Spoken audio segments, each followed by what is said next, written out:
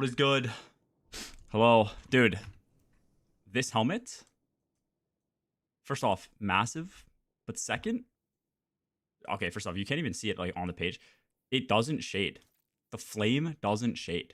This is like the worst miss I've ever seen. If this shaded, it'd be so fucking cool.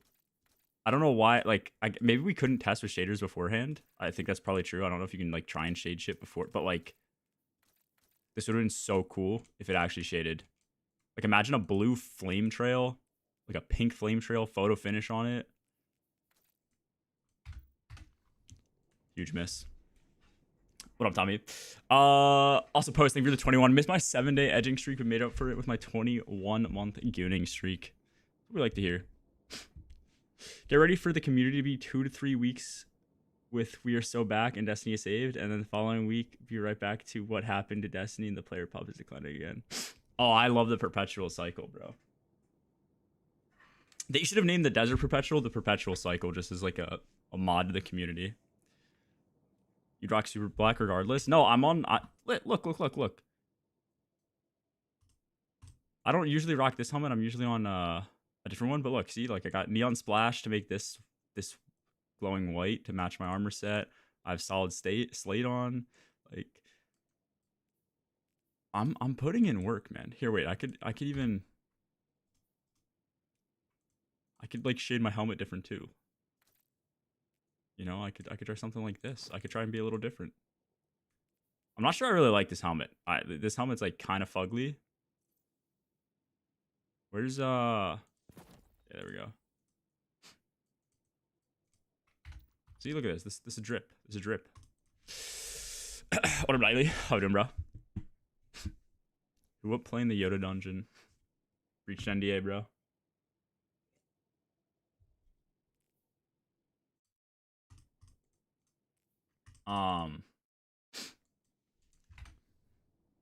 What was I gonna say? I don't even fucking remember, bro. Oh, the cycle. Yeah, I don't know. That's just how it's gonna be. I think his DLC has some chance to bring some new people in to see the Star Wars shit if they make it cool, but we'll see. Also, there's 2 insane shaders for sale for Bright Dust. Roller Rink, I think, looks pretty sick. Yeah, this one looks dope. And Sakura. I don't know about this one, but I'm sure you can make it look good on certain things. Like moving flowers, petals, and shit.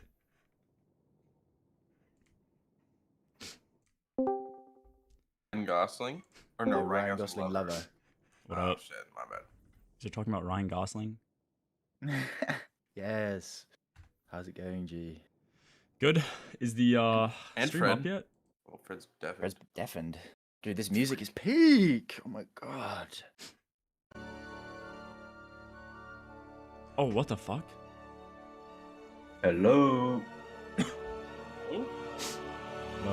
Hello. It's time. It's time for hype. Time.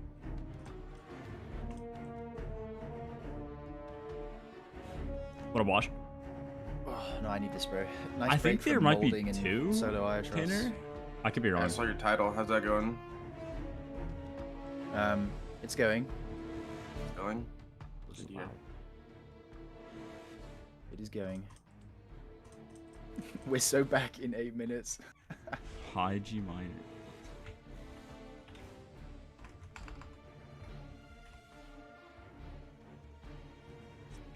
I saw you in the chat.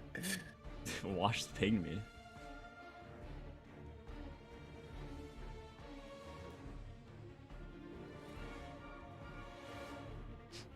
There's salty beef? Salty salamander wash beef? What is this?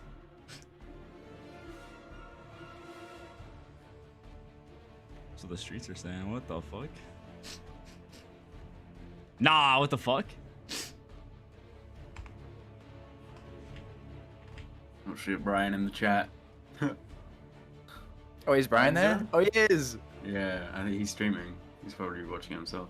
Who's Brian? Fly to him. Go. Lodi. Lobro Cop? Is that his Okay. name? Yeah.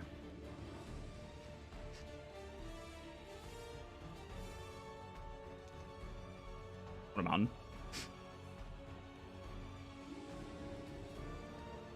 Oh, it's on slow mode.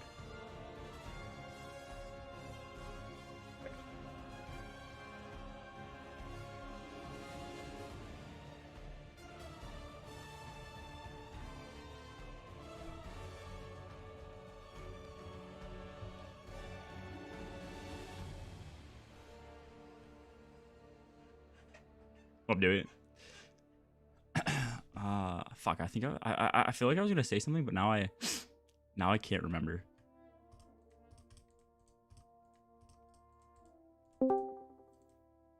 Welcome, Ty. Ty. Yo, yo. Yeah, sounds good. Unknown. Peace, peace.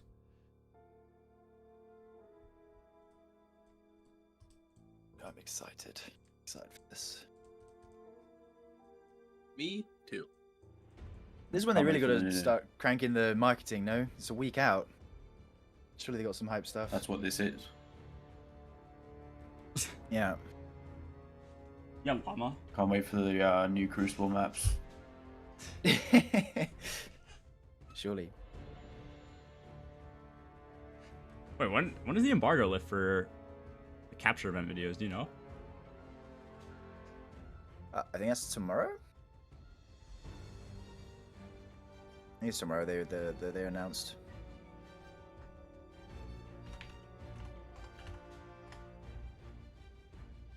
Dude, I've played this shit. I hate this because I've played this because they just it can be anyone. I don't even trophy collector. Who buys trophy collector's first item?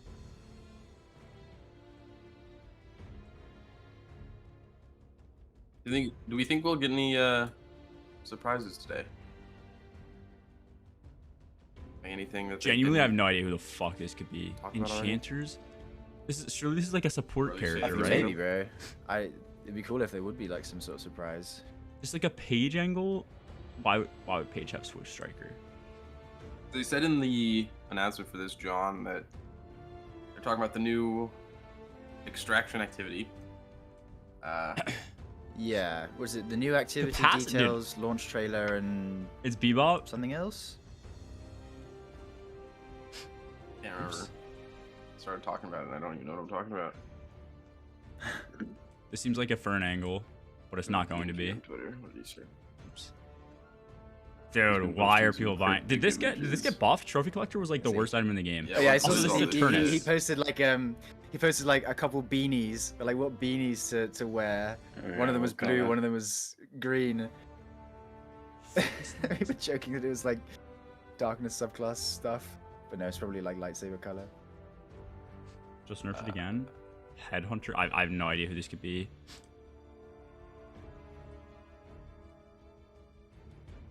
Dude, the issue is half these are just counter buys. There's no you're not getting any information off of this person's bot. I don't even Divine Barret. I don't fucking know. Oh, it's definitely not Kelvin. It's actually Lash. Dude, like what is this What am I Lash looking kit? at? And it's On DMG's DMG. birthday, bro.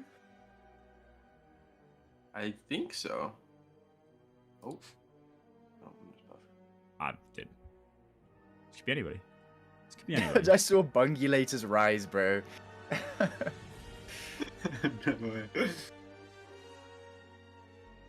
Bro, this is such Yeah, a no, calico it is- angle. It Like, is what? DMG's birthday. How is this not Any calico? Bungulators here? I see your message. Duration extender? What's up, Kieran? These Abrams? Oh, I never play Abrams.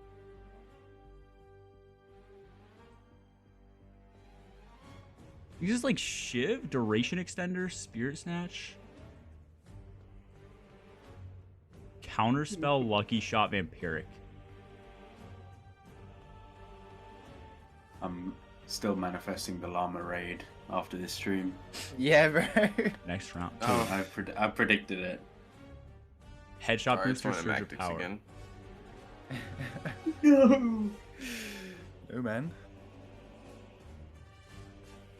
This is such an expensive. I don't know, I feature. can go. Already? No, I'm not. I got to Okay. deal Probably with the Holiday. fucking window guy again. Alright. How long No has that way, guy dude. been there, Dude, bro? no way. No way. No fucking way. I don't know. I don't know. How many windows do you have in your Bad. house? It's a 2-story house. There's a good amount of windows. The last Bro- time I had to I have do the this, passion was at fruit. the bottom floor. Monster. Now I think Might we're lose gonna no do the top November floor. streak. He's getting paid hourly. Mirage. Oh, that's a good guess. But I don't know what I was gonna say. Is Nah, I've if played we this ever before, gonna get a long Tanner. raid, now's a good time. I've After played this that before, it feedback sucks. videos, Maybe. There's people in Eternus that literally just will build the most stupid shit.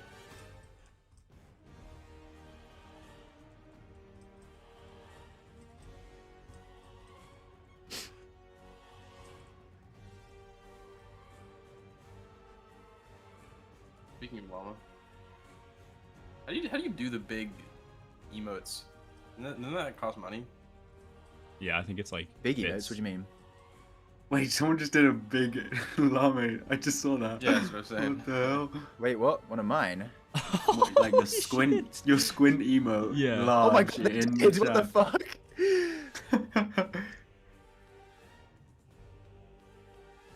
Just spam that shit. Get your face. Yeah. In. Free marketing, oh my god.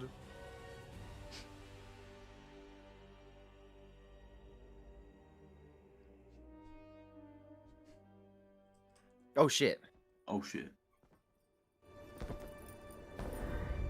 You're supposed to protect the people, not rule them.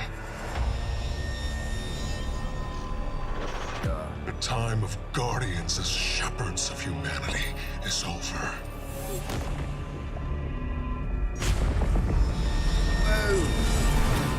No! What the hell? I've been waiting so long for this. Dredge and hope. Wait, that actually looks kind of sick, bro. They've shown me a vision I can't shake. New Cabal, the Barrent Imperium, sprung up out of nowhere across the system. That doesn't just happen. It's the Nine, and I'm putting together a crew to prove it. What do you say, Weapon?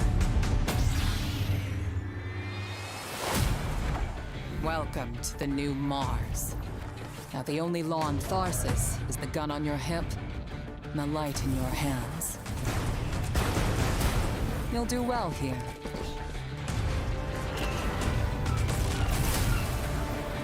I don't relish doing business with these leeches. But we need to find out what the Dredgen are after. I forgot there was that. Justice. Why die for a criminal? Why do you hate your own kind so much? It's time to take the fight to the Imperium.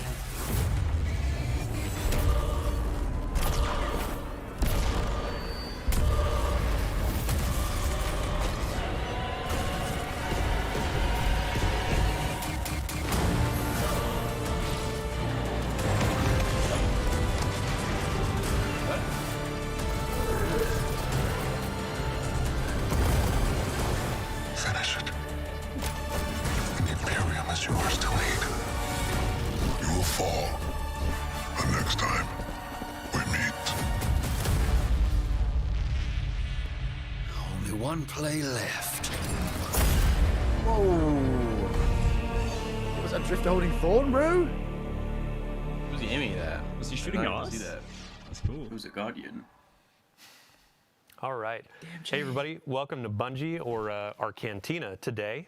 We have converted our stream room in celebration of our upcoming release, Destiny 2 Renegades, collaborative effort with Lucasfilm Games. We are so excited. My name is Dylan. I'm going to be your host today, and we have a lot to go through. Have a few housekeeping notes before we dive in. Ultimately, if you are on Twitch, if you watch for 15 minutes, we have a fantastic emblem for you to earn, Seekers, Not Saints. Make sure your Bungie.net account is linked, and you will earn this reward. Additionally, our community team, hey community team, love you. They're going to be going through chat throughout this stream and after we raid Leopard Stealth, one of our good friends. We have 25 Year of Prophecy digital editions to be handing out. So make sure your DMs are open. Keep an eye out for a DM from Bungie. And yeah, you might get yourself a code for a platinum platform that we offer. So what are we talking about here today? We just had our launch trailer. Destiny 2 Renegades is launching in 7 days. Countdown right now. 7 days from now, you're going to be in there playing. We got blasters. We got the Praxic Blade. We have a new ViDOC that actually we are sharing today. And this is going to be called Making of a Renegade. So after we watch our ViDOC, we have a panel of developers on the couch. We're going to be talking about the Lawless Frontier, our new activity that is coming with this experience, full of loot, full of fun experiences, and all that kind of stuff. So without further ado, let's watch a new ViDOC, ViDOC 2, Making of a Renegade. Take it away. This is Destiny with the Star Wars lens, like this really cool combination that hasn't been done before. I can't wait to take a Praxic Blade to Mars. Don't be a ridiculous fan. Just stay cool. Wait, we gotta swat it up and play through. Oh, yeah.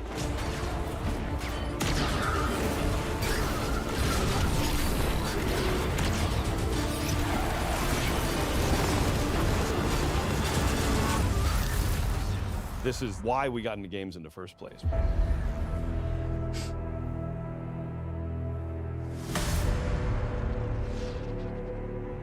Early on, we developed this North Star, authentically Destiny, unmistakably Star Wars. It has to be something that feels like a Destiny story. It can't feel like a one-off. This can't feel like a side quest, right? Like this has to be a continuation of the Fate Saga. I had this vision. I knew it came from the Nine. But with Star Wars beats and Star Wars visual.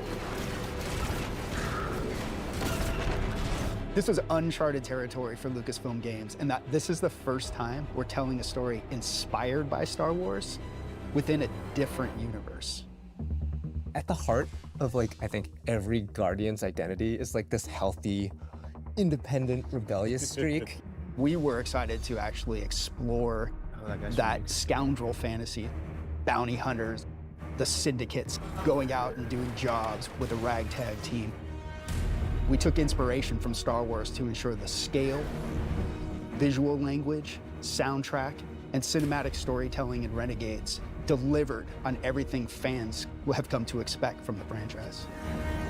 The Praxic Blade collaboration stands out to me. Because lightsabers are so iconic, it was absolutely critical to get that balance right. The team at Lucasfilm Games was just so solutions focused. It wasn't, no, it has to be this way. It was a lot of back and forth and asking questions about how would this work? Well, let's talk about it. All right, oh, so we need a different energy source. Okay, what would that look like? It was all about, like, what is best for the player. When we announced this collaboration with the studio, James may or may not have been wearing a fighter pilot helmet. Yeah. Destiny and Star Wars shared that same beating heart. I was like, oh, this is gonna be special.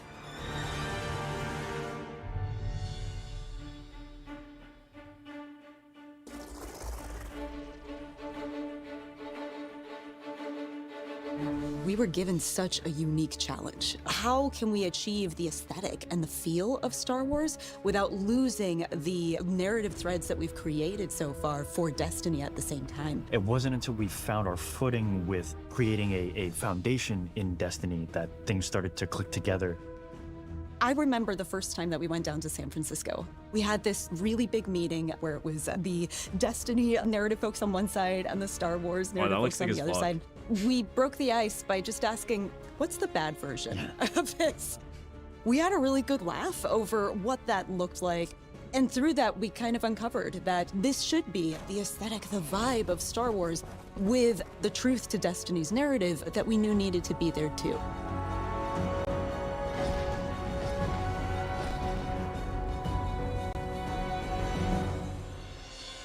We begin 2 months after the Edge of Fate has happened. The world has moved and changed, and we're still trying to figure out what Binding the Nine means.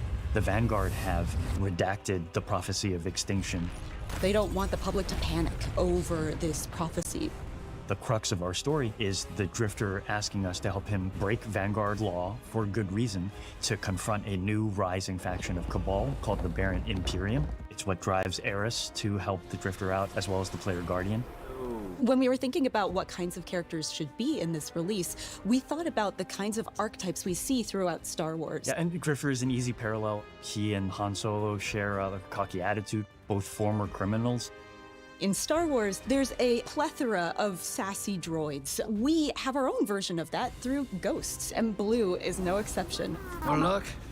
Thanks for nothing. Blue is a Drifter's ghost, and I think as soon as people hear her, they'll be delighted and incredibly surprised. Our voice cast is stacked. Dredgen Bale is portrayed by Alex Lee, who is amazing. You were supposed to protect the people. Yeah, dude. Sounds so much And we like also Adam got Driver. Hollywood actual royalty Danny Houston to play Premier Loom, the head of the Barren Imperium. Being able to work with someone from that kind of IMDb page was such an honor, and I was completely normal the whole time. Surrender to the Barren Imperium.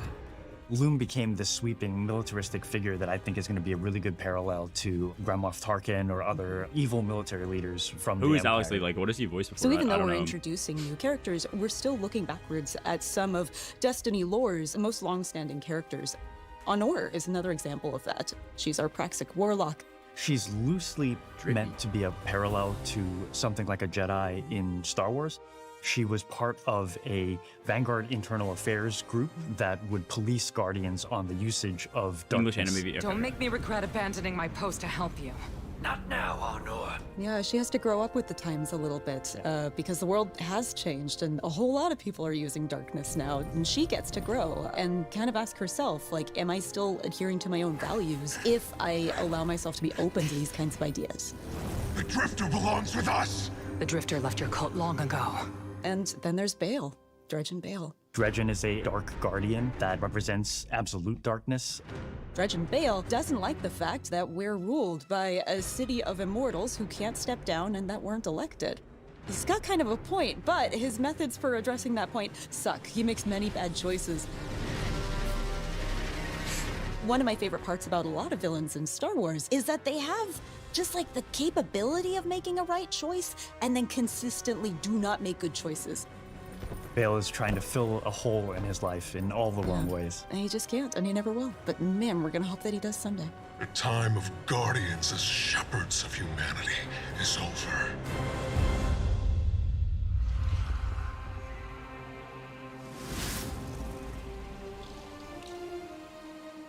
This has been an opportunity where you love Destiny, you love Star Wars, you want to do something with both. What are you going to put into it? Oh my God, it was such a challenge at first, finding that sweet spot of how do we make something that can live in both worlds. Yeah, I hope he and doesn't not feel get out of killed place off. in either, but I also feel like he will. totally new and exciting. Because just keeping It like wasn't always a about Star Wars where do we villain in the find game, exact lore-wise, they middle probably don't ground, wanna do. 50-50 Star Wars and Destiny, because at that point you're feeling almost a little derivative. There's those moments along the way when we were like, this is just Star Wars. This is not the purpose of the collaboration. We want to have something kind of new that makes you think of both. I remember when we were trying to figure out what we're going to do with our new Cabal. We started in that place where it's just Cabal wearing a stormtrooper outfit. Yeah. But it wasn't until we injected more of that weird alien design of a lot of these armor sets. That was kind of what switched it over from this is too derivative to this is really working. I think it comes through in the visuals and every single map. There are little I Easter agree. eggs and little treats here and there that we hit around, and Lucasfilm Games has been awesome at collaborating with us and even putting some of their input onto our maps so we can really give the players something exciting. The switch flipped in my head like, oh, we would never have done this without this collaboration was the Syndicates. Yeah. We're going places with the Vex and the Elixni and the Cabal that we really weren't going to go before. Oh yeah, and trench coats. And trench coats, yeah. We have Vex and trench coats that are playing cards. It's so awesome, and I don't think we would have dared do that if we didn't have this opportunity. No, and it was the perfect time in our universe to do it too. The Star Wars fans on the team just start coming out, telling their stories about what they're excited to build, and far be it from me to get in the way. We make a lot of weapons in Destiny. How do you take a weapon in Destiny, which we have literal like 4 digits of guns. And understatement. Right? And make something that feels new, but also does justice for Star Wars. And blaster was really obviously the choice. They're roughly in 2 groups. There's dynamic blasters, which are intended to be harder hitting, firing a ton. Brute force. And then we have a number of balance blasters. As you're shooting, and the heat is building up, you're going to have a venting opportunity. Dude, I want that gun to be it's like special functionally so a bad. reload, so you can start shooting again much faster. Sweet. I gotta ask though, what about those Cabal blasters? Are they accurate? What difficulty are you playing on?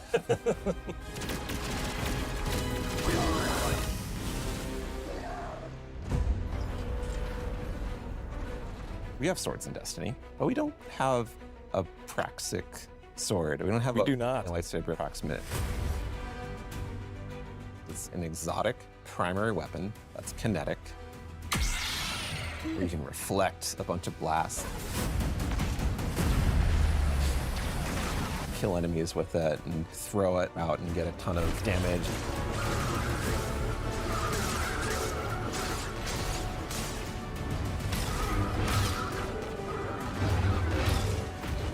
Having the sandbox be able to explore this new we know it was ability primary ecosystem with Renegade now? abilities. I don't think so. Did you say primary? Yeah, primary ammo. Taken Kinetic slot. so much of this opportunity and turned it into what we can like grow.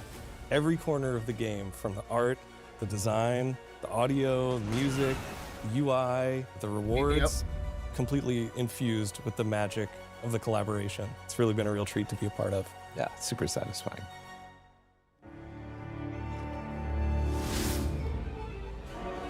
Wait. Boundless? Yo. Imagine when this shows up. In his suit, he's just on the couch. Good morning, everybody. Didn't mean to wake you up with that beat, sorry. That's Michael. Michael, Oh my God. Michael! That's crazy. The overarching theme for this was to create a score for this release that felt like it was cohesive as a whole. W shout out. We're all talking Monster to each dog other shit and in between. collaborating Yeah, I with think each other. so. I think it's their We goal were is to able try and replace explore Mint with it. different I ways don't of know. orchestrating, different ways of writing with the orchestra that expand on the Destiny palette and make it fresh and new. When I look at the Star Wars scores, there were certain elements that naturally fit string flourishes or wood flourishes that would play into a certain I like moment. it they're highlighting the music. When it's like, oh, I know I want something to feel more Williams. Yeah, this is very so different. I I'll think push it's it. very Not, cool. not this Williams, the John Williams. I'll push it more in that world. Another thing too is the amount of percussion. I had some ideas that felt more full-on Star Wars, and once you like flesh out the percussion arrangement, it instantly sounds more Destiny as a result. For me, a lot of it was about framing, where when I use a lot of the Destiny themes, how I set them up and how I'm transitioning in and out of moments are much more Star Warsy in terms of the harmony and orchestration. I think the most exciting part about this was the opportunity to work with these guys and Mike. You think so? You definitely made it a point they're to really kind of highlighting bring us it, together and listen to each other's music. But Brendan, you wrote something with the most beautiful oboe solo in it, and it drives me nuts that I didn't think of it first. No one wanted to follow Brendan is what it came down to. Brendan's cues just sound amazing from the start.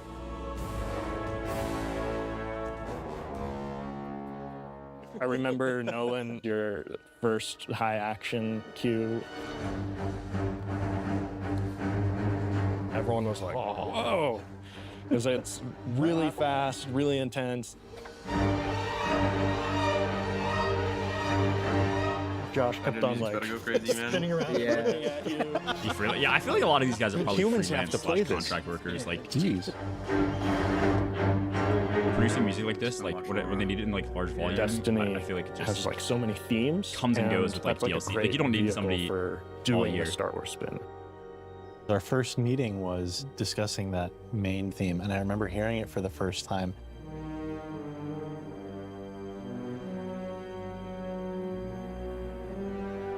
And everybody kind of perked up when we all heard it. We're all having ideas that were just a little bit different from one another. That was all sort of impacted what the final version of the theme was.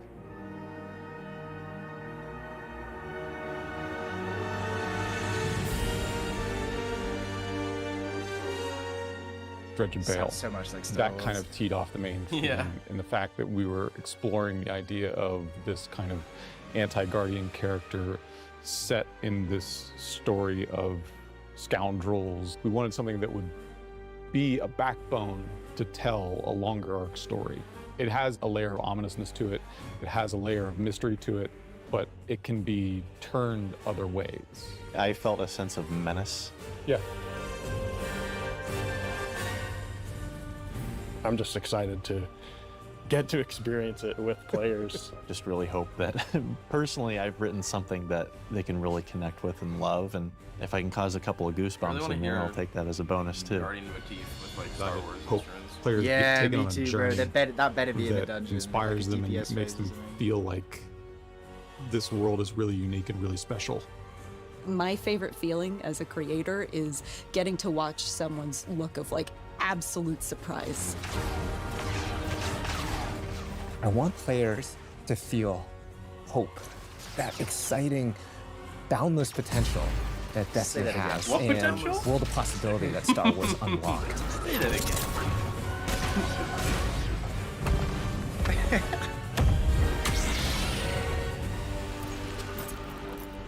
I've been waiting so long for this. Dude, that guy better He's never got the die. chains as well when he walks. If he dies in this DLC, I'll be so upset. They need to milk that character. Bale. All right, welcome back to the Cantina. So what you just saw was our second ViDOC, Making of a Renegade, or What It Takes to Make a Renegade. This is our moment to really peel back the curtain and show you how games are made. It's a monumental effort, and what you saw, it was a mix of our narrative design, audio, our collaboration efforts with Lucasfilm Games. Many thanks to everyone involved. Also, a few folks that weren't pictured there, ranging from design, production, test. Even a shout out, I got to give it to IT for keeping our computers running, and our services folks too for keeping our servers running. So today we're going to be talking about the Lawless Frontier. This is our new activity coming with Destiny 2 Renegades, and we have 3 developers on our couch to talk us through what we're seeing. It'll be a fun deep dive. So without further ado, let's get some introductions. Eric Smith, we're starting with you. DMG, Damage 04. Yes, my name is Eric Smith. I am a combat design lead on Destiny 2.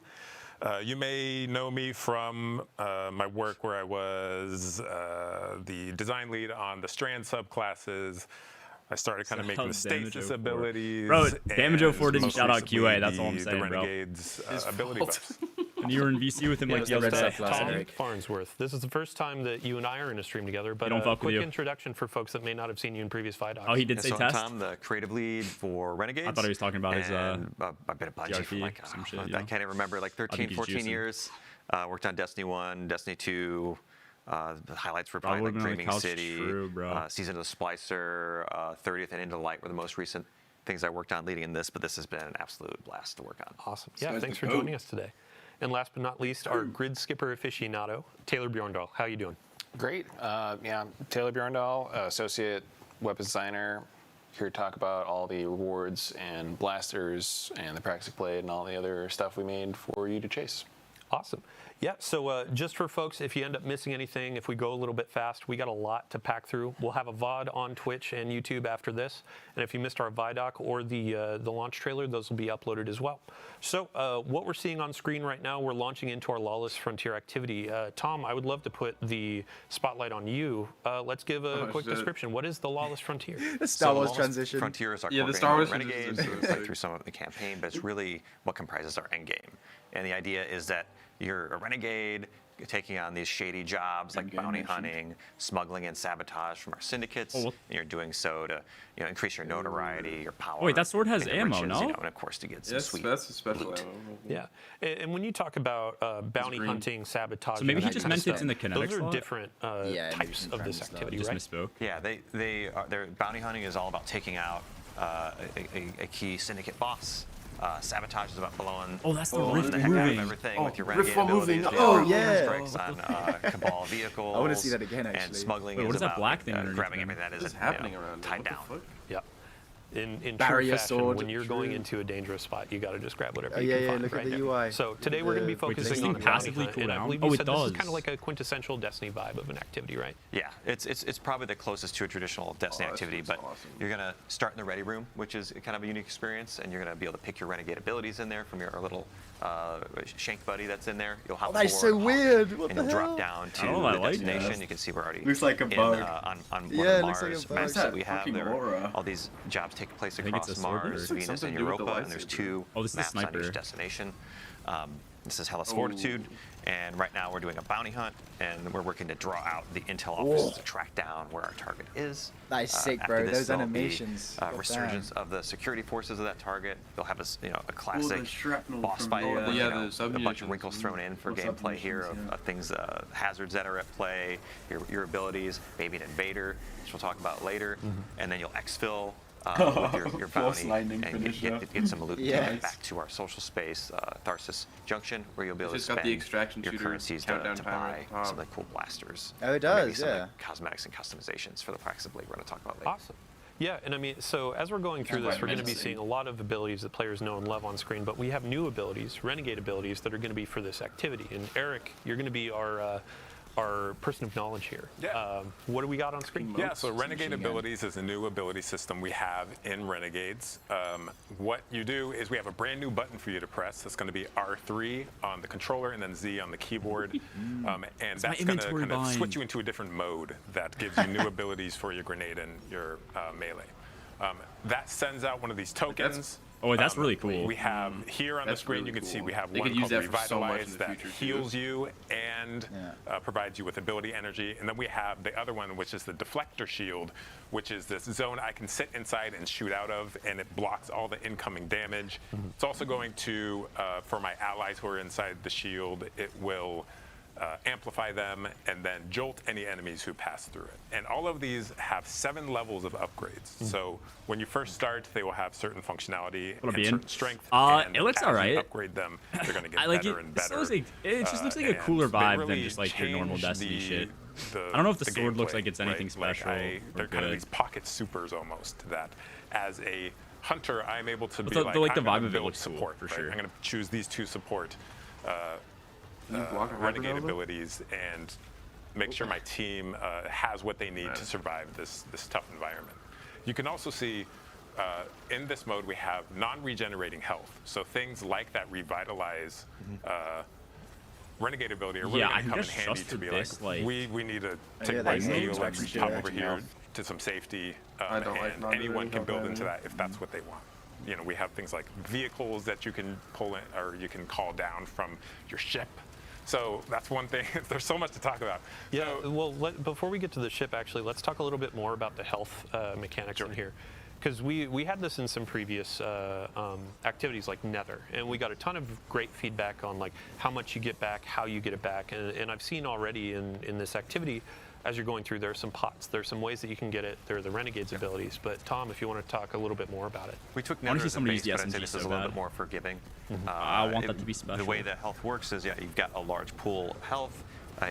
It does not regenerate at the top level, but if you get down to 0, it will regenerate to the base. I don't know why they left left it. Flashing screen. I don't know either. And you can either use a normal sandbox like a rift, healing, a support weapon. Silence You can crack open these they got pots the that have those little Wolfpack healing grenade orbs you in can see on the Destiny. screen to get some of your health back. Or you can use things like Revitalize and like build your Renegade abilities into kind of dealing with those kind of challenges we're putting in front of you. And one thing that I really like about this mode is like we've got Expert, Master, Grandmaster, and on Grandmaster you're really going to need to use all these abilities to kind of like coordinate with your teammates and kind of build a loadout. Wait, this gun's not heat. Challenges we put in front of you. Awesome.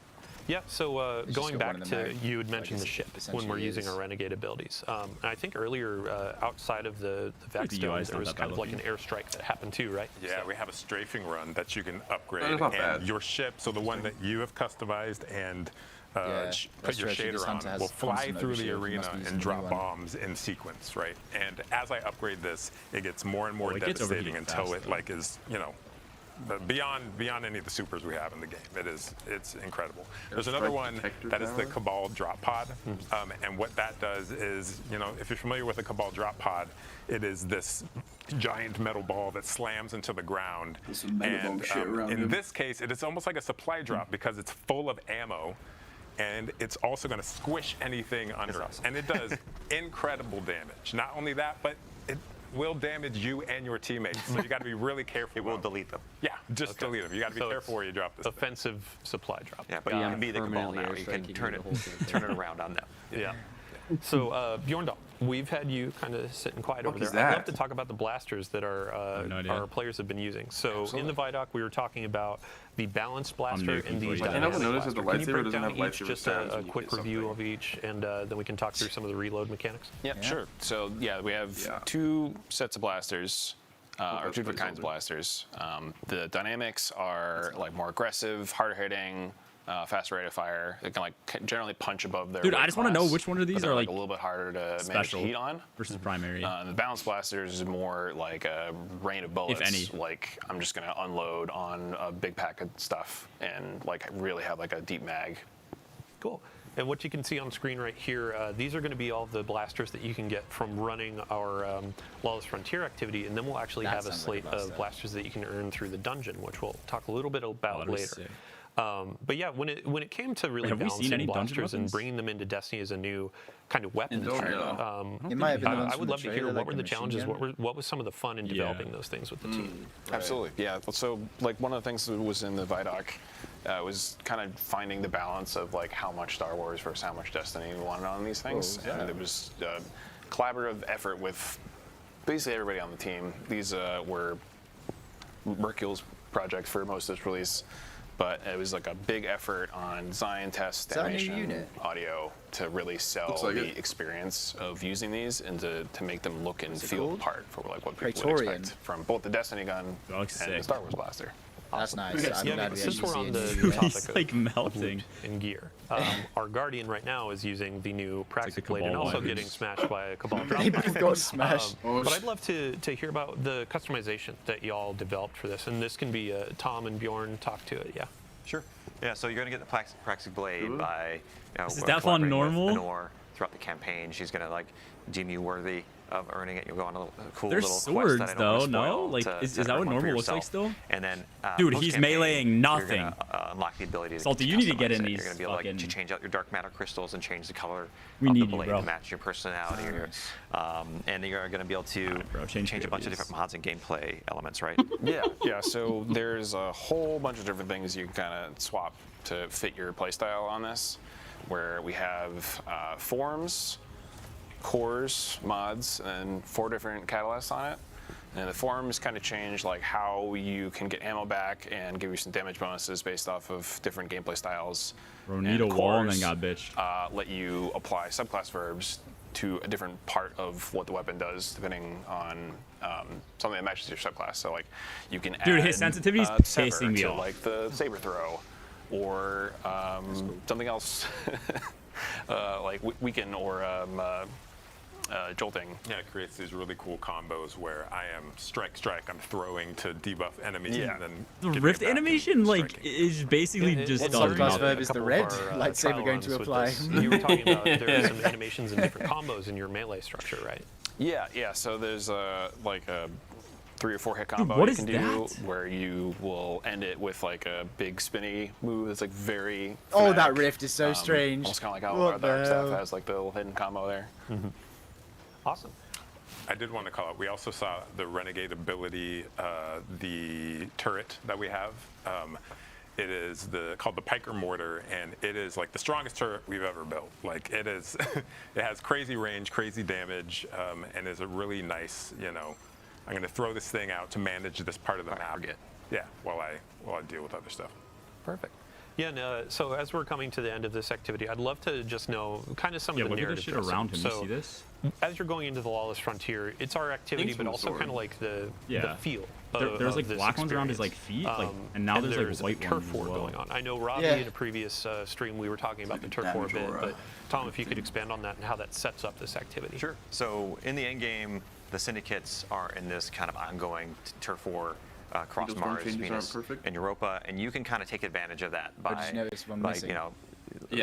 taking on their contracts that they offer and kind of winning out the day for them. But in doing so, you can extract maximum power, profits, rewards from them, and you can take anything you earn through engaging in these jobs and completing these priority contracts they offer. You can go back to the social space. You can they each have their own reward track, like the Pikers, the Tharsis Reformation. They offer weapons to unlock, new abilities, upgrades for those abilities,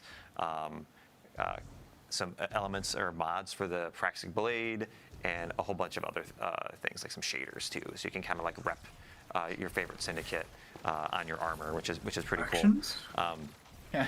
It's definitely It one basically of the is factions, though. with the Lawless Frontier. It's one of the most cohesive and deepest modes we've ever built. Like everything from this mode ties into the holo map, into the different mini game modes within it, into the social space. So like it's going to be exciting to see players kind of peel back all the layers and maybe get into some darker corners like Invasion. Yeah, and I mean, so we've progressed. We've defeated the boss that we were hunting down for our bounty hunt. Kind, yeah. So they're extracting and this portion of the activity is kind of emblematic of we're in a lawless frontier that's dangerous. Even after you've finished your objective, now it looks like you got to find a way out. Yeah, so every job in the Lawless Frontier, in this case bounty hunt, it escalates over time. So it gets harder the longer you're there. So there's real pressure to get in, do your objective, and get out. Just so like right now we're in the exfil. This is the final moments of the activity. You set up a flare, you call your ship in. The Cabal are pouring down on you here. You're throwing out your renegade abilities, and you're just trying to survive until your ship gets there. In this case, each of the 3 jobs, bounty hunt, smuggle, and sabotage, have their own unique mechanic. So for bounty hunt, you have to take out these 3 mini bosses, which we call retaliators here. Yeah, so as our fire team is fighting their way out, we actually do have a preview of a fun exotic that's coming with the reward pass in Destiny 2 Renegades. I believe we have a preview that we can share. But Bjorndal, if you could give a quick overview of our exotic machine gun. Yeah, so this is the Service of Zaku. It's a very unique machine gun. It's almost like a necromancer, broodweaver. He said from the season pass. You turn your enemies into these little nests of threadlings that you can like shoot and then spawn more and like build it up to control like a space. Yeah, and threadlings just got a buff, correct? Threadlings did get a buff. They're smarter than they were before. To segue more appropriately, over the last few weeks, we've been doing a series of blog articles with y'all on the Sandbox team talking about the core game updates coming to Destiny 2 available to all players. So we have a lot of quality of life changes that are coming to your supers, your subclass abilities, all that kind of stuff that we just previewed yesterday. One of which Warlock focus was around threadlings, your strand abilities. Yeah, if you want to cover that really quick. Yeah, so you can see here the Warlock is moving while rifting, which is a huge kind of quality of life upgrade that allows you to we'll see that. dodge attacks, get into cover, looks really cool, close the gap while you're I feel like most season pass exotics really well like really hit or really miss. Well. So there are, if you haven't seen that article we put out yesterday, please check it out. There's a lot of great buffs. We've shown hunters a lot of love. We love our hunters. We want them to feel powerful. Yeah, we saw some feedback with the exotic tuning article. Hunters were like, wait, I want to see more. Which has he got turrets? You can. But the abilities that's sick. Future, but we can't. But there's a lot of exciting hunter stuff that we are working on. So with the abilities updates for hunters, Golden Gun got a pass? Yeah, so Golden Gun got a pass, does more damage, and now scorches on impact. We fixed an issue where you had to step outside of your well to get full damage. Now you can stay in the well. Outside of that, we saw in the gameplay gunpowder gamble. If you throw it and you shoot it before it explodes naturally, you haven't read the hunter changes? They're it does insane. more damage, more radius, and also spits out little kind of seeker projectiles. Yeah, and as we're getting our loot, we need to cover the Titan changes for the Sentinel. Yeah, the band. Yeah, Sentinel Shield. We're excited about this one. So Sentinel Shield is getting a shift a little bit. A bit of a rework, right? Yeah, a bit of a rework. The usage rates weren't great, and we want to provide something that is kind of on par with WELL as far as like what am I going to take into a raid to support my team. So in Renegades, your Sentinel Shield, as you're holding it up, your allies behind your shield are going to auto-reload, and there's just kind of rhythm to it. So if you can fire at the right time, you can just like rocket. Yeah, it's insane. Rocket. So it is like the actual like damage increase is big. Not only that, but as I guard my enemies and the shield takes damage, I'm charging this bar up that charges up my shield throw, and at full charge, that shield throw is going to do Thunder Crash level damage. Oh my god! Which, oh my god! Depending Banner on shield how meta. players use it, maybe you even get 2 of those out of a single super. Banner Like shield it's meta. You throw it's an strong. entire banner. He said So, Thunder and Crash. that's what we want, right? We want to. But surely not provide, Curious Thunder Crash. that Surely not power Curious fantasy to Thunder players, Crash. I think Maybe we can get 2 this era of Destiny is like fun first. Yeah. I mean, surely We it's just want- gonna we want accidentally players scale to on melee have a great again. time and feel overpowered. I'm gonna hold you to it. Yeah, I honestly can't wait. But yeah, so we finished our activity, our first run of the Lawless Frontier. Now we're gonna go into another. And Tom, you had mentioned invasions earlier in the stream, and this is going to be our opportunity to show a little bit of that. Surely that stacks with a little bit of that flavor. We're going to look at some of the UI in the orbit screens and our new holo map, and then we're going to show what it is to be invaded. New optional activity type as well, right? Yeah. So in Invasion, like you might be familiar with Gambit. This is kind of like a new take on that kind of familiar mechanic here in Renegades, and we want players that kind of take on the role of a bounty hunter working for the syndicates, tracking down these renegades that are messing up their operations, taking out their commanders, stealing their stuff. That is so cool. And so you get to be kind of play on the other side here. You get to play on the opposition. So you're allied with all of the enemy combatants on the field. You can kind of wade in amongst them and pick and choose the strategic moment where you want to kind of like lash out at these players and like steal their bounty. Yeah. And So how do you launch into this? so here's the holo map, just for everybody. This is kind of our standard interface for the Lawless Frontier. This is how you access the social space, all of our jobs, and then in the end game we unlock the yellow node, which is invasion, and the red node, which is the contested territory.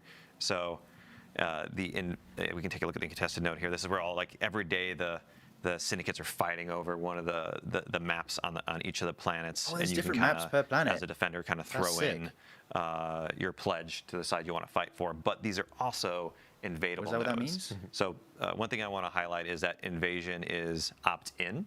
It's not a requirement. So if players don't want to deal with PvP, they can do like an expert difficulty for this, or they can just go to any of these other nodes on the map here that aren't invadable. But for the priority, the contested node on the highest difficulties, like that's where the highest rewards are. That's where the invasion is. Now on the other side, if you're an invader, you don't need to worry about the nodes. You can just go to the invasion node.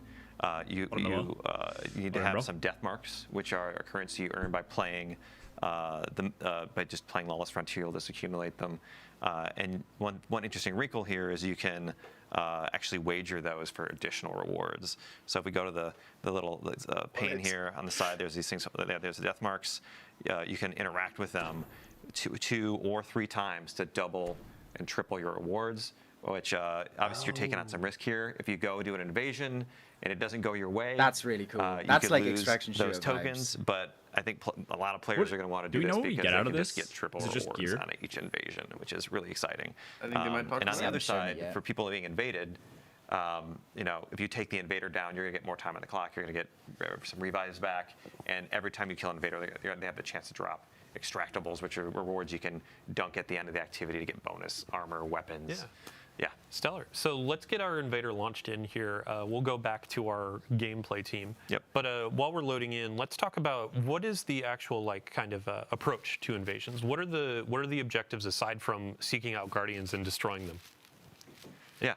So as an invader, you're gonna start in the ready room, which we're gonna show in a minute here. You're gonna pick your loadout, like what's the right renegade abilities to bring in, and we've seen in playtest there's like a lot of different fun combos here. Like, are you gonna bring in the deflector shield, and then like the other team's gonna drop one, and then you're fighting on the Venn diagram of the deflector shields, or are you gonna just be a little more brute force and drop a behemoth and like kind of like, but try to be sneaky about it, and that's pretty hard to be sneaky in. It's buffering too. F. Oh. F.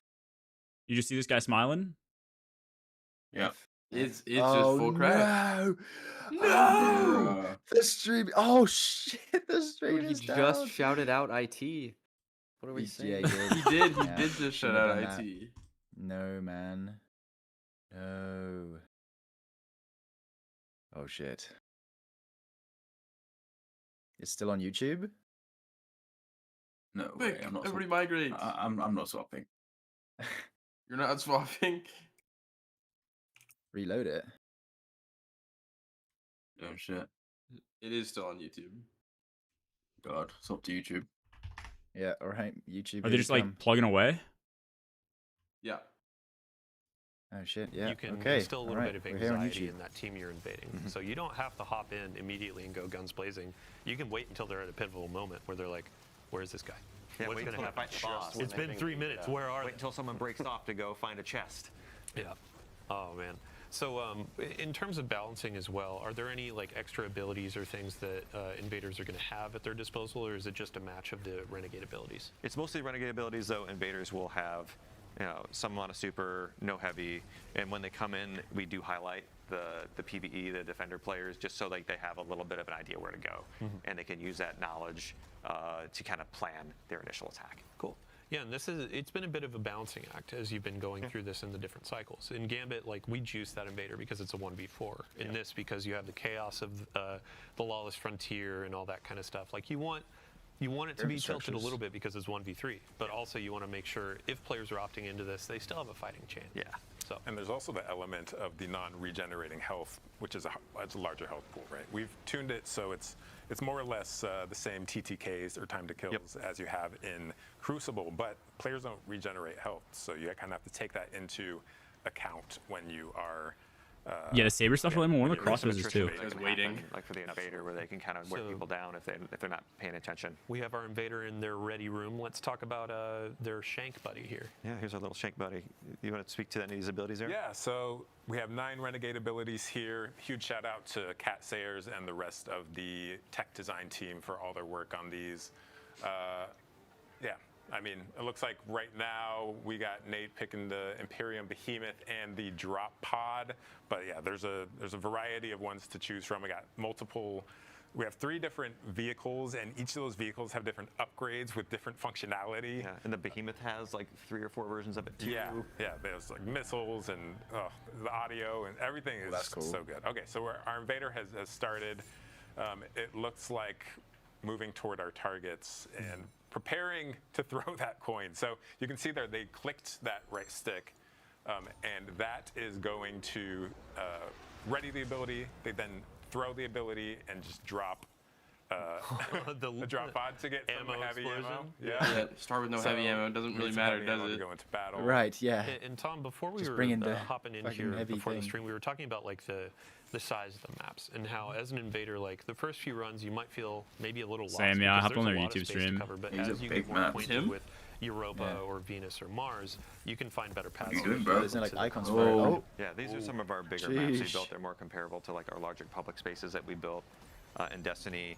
And again, there's 6 of them, and like there's any Just number of snipe all of them arenas that already. PvE players can be in that you're gonna Oh see. shit! Oh! So our invader just wiped one out that's with his the fault. Thunder Crash and tried to hide and throw out the So he has beacon for the 4 or 5 attempts to kill them all? Is that how for this the works?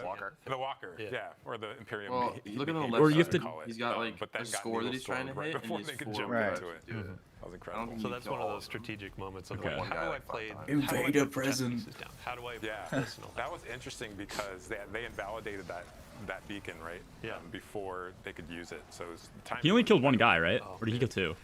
Yeah, one guy. Oh boy, what was I just talking about? The size of the maps. Yeah, in rewards, I wanted to ask really quick too. So as you're wagering, you add more and more. Is there like a cap? Is it double the amount of rewards, or do you have? It goes up to triple. So each additional death mark you put down is we'll double or triple it. Here we go. Try again. Here we go. Jump in. We're already taking a lot of damage. And the more Shit, that's not very Oh, helpful. he's getting screwed. You just super him? Oh, we had so many conversations leading into this of like, hey, we need to make sure Nate hold back a little bit. And now I think one of our gameplay folks is just like, oh, Nate, you're mine. Deleted. Yeah.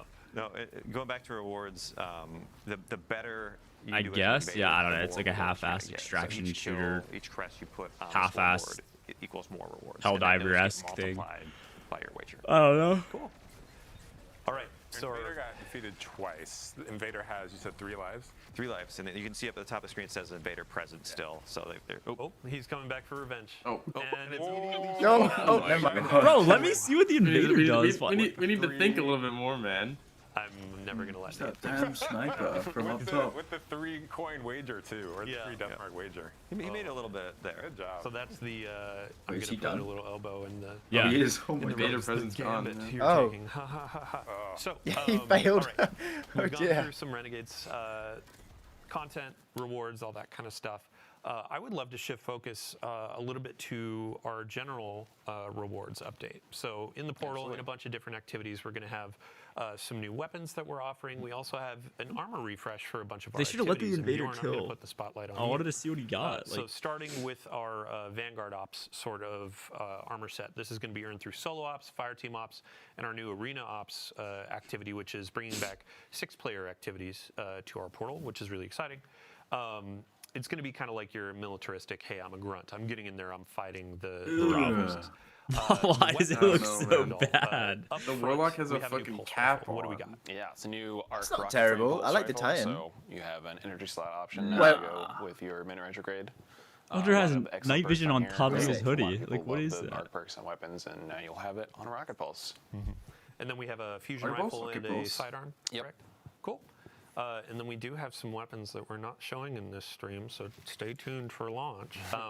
But next up, we're going to have our Pinnacle Ops. So in our previous season, it was a kind of streetwear samurai, and this armor theme is Kendo. Oh man. and then we have 2 returning weapons. What is this supposed to be? I know players Fencing? have been What pretty is this? excited about seeing Fencing? in the past He some new said perk kendo. combinations, but also a new heavy crossbow. What's that? They got fencing this is masks the new on. Void crossbow to go Horror's to kind of Least. fill out our elements for the crossbow now, and I think this one can get. Who's box breathing, making which this is, shit, bro? Should be pretty good for crossbows. Wow. Oh boy. So box Oh, breathing, wow. aim down sight, get extra damage, and then run up to kidding me the right now? enemy. Box breathing Box breathing on doesn't a apply crossbow. to serrated edge, but you pull the bolt back out and do some more damage. That'll be a fun loot. Next up, Crucible. So this armor set is actually pretty fun. Over the years, we've done thematic sets tied to weapon foundries. So in the past, you've this seen looks sick. Hawkeye, Ooh, that's you've seen clean. Tex Mechanica, and now Suros is One up for and back Suros for armor. the Crucible, Very and nice. Shax is going to be handing these out. We also have some weapons It's up like to a slate. modern, Titan Fusion looks dope. rifle is a returning It's favorite, I like believe. just Yeah, generic Riptide's D1 coming armor, back. but We like in a have good way. new aggressive void hand cannon and a So high this feels very defense, Destiny 1, doesn't machine it? gun. Yeah. That armor. And then let's see, last but not least, Trials of Osiris. So another offering for our PvP audience. A few eagle-eyed we've already players seen may this. have seen this armor set yesterday. A little sneak preview, totally planned. But yeah, we have a new armor set for each class, and as you can see, coming back with the glows. So as you get more wins What on up, your looks like card, a pimp. you can unlock gold or red Yeah, or I saw- blue. I saw someone talk and then about we have that. some new weapons that are coming as well. Yeah, like this lightweight void pulse rifle with your favorite model. I admit, Jordan, how we since, doing, bro? since the set came out on the moon, Eris, all the crufty bits on Fingers it, clipping into the cleaning it up, garden. having, sorry, what frame type did you say? Lightweight. Lightweight. Good com study. Chef's kiss. I cannot wait.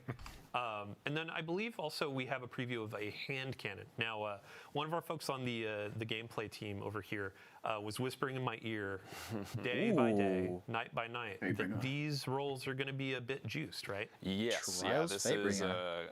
a pretty juiced hand cannon. It's got perks for both PvE, PvP. It's a strand 140, can get stuff like Lone Wolf, Precision Instrument, or Strand. Slice Explosive No. Payload. So This we is have juiced. It's a lot of Strand. options to pick It's for both Strand. PvE and PvP. Awesome. Yeah, and across all of our activity is like types, new strand packs. we're trying to sprinkle out some things that players will get excited about. Not just, oh, I'm going to go into PvE to get the PvE gun. Like, there are some PvP roles out there that you can get from your Fireteam ops. There's some PvE roles that you can get from Trials.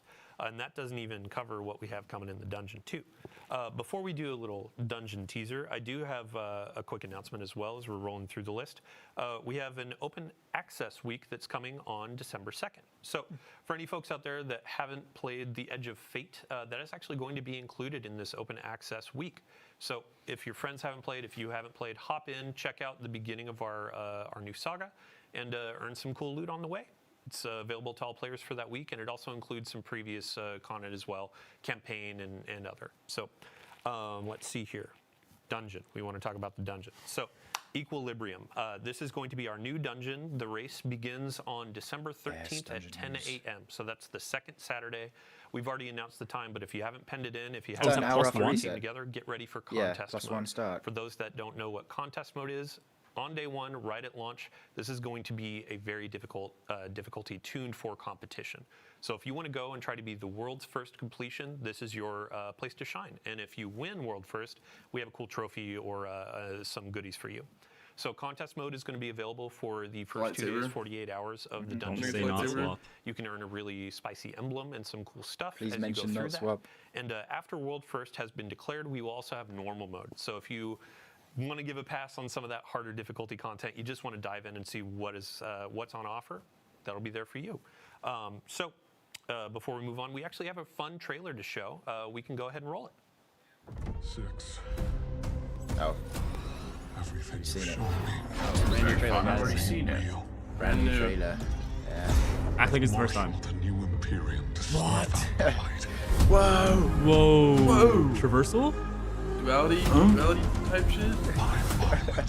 Okay. Is yours. Whoa, machine gun. Whoa. Oh my god. Lightsaber! What? The classic. Oh my god, it's Green dark. subclass? Oh!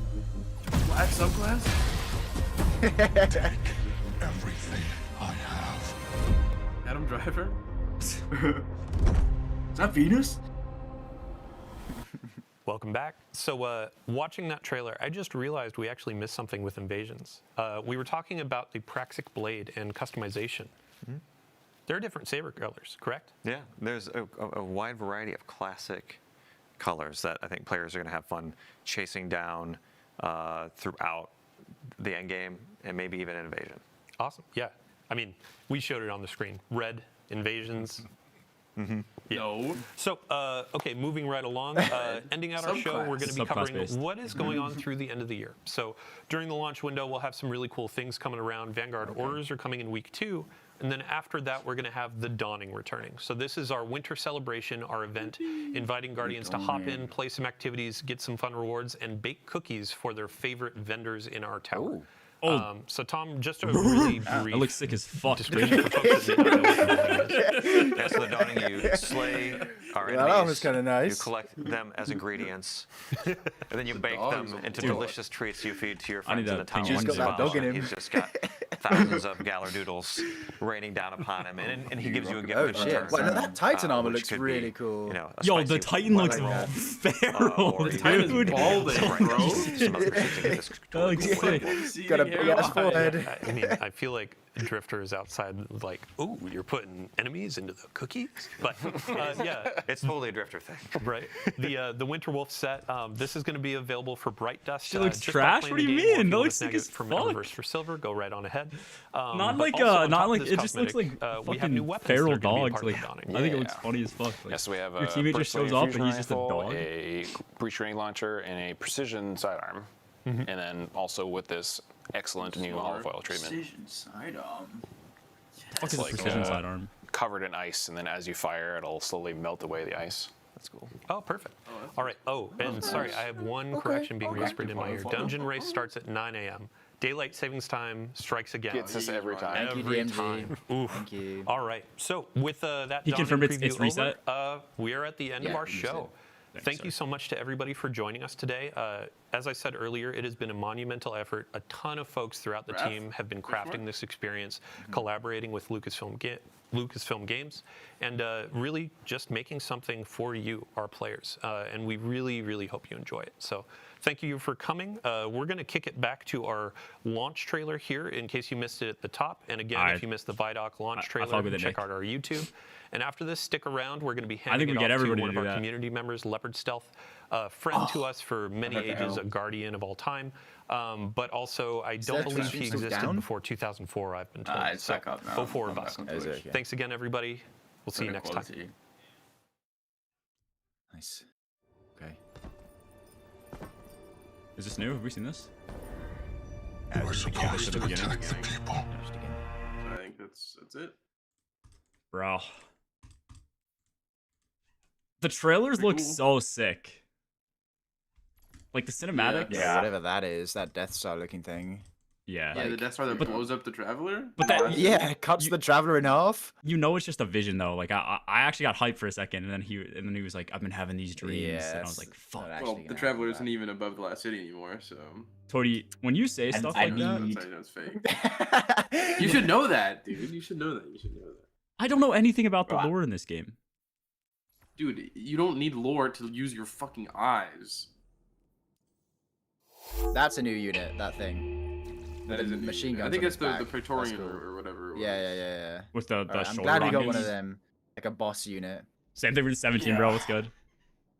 I want Drift to I become love evil. Tormentors.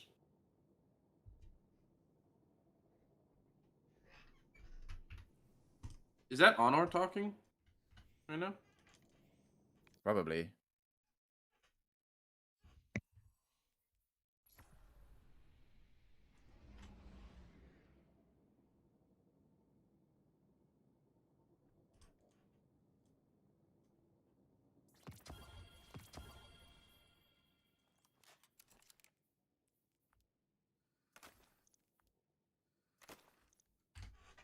Yeah, stream wasn't bad, bro. That's sick.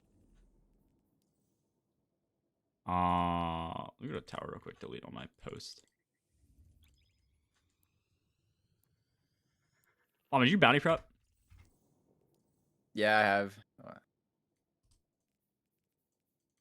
Like that ship, that diamond-looking ship. That looks awesome. Oh, wait, was that Strand from the bikes like wrapping around the legs of the walker? Am I tripping? I don't. Maybe I saw them shooting Strand. I didn't see the. Whose glaive emote is like that? the fucking AT-AT thing. Slavic 30. Okay, I need to go back. What is he aiming at there? It's a Guardian. Oh yeah, it's just like a fuck ton of Guardians. Drifter turning evil. I need him Alright. to actually become evil. That would be so cool. Not like Final Shape, where Zavala almost did. That was pretty cool.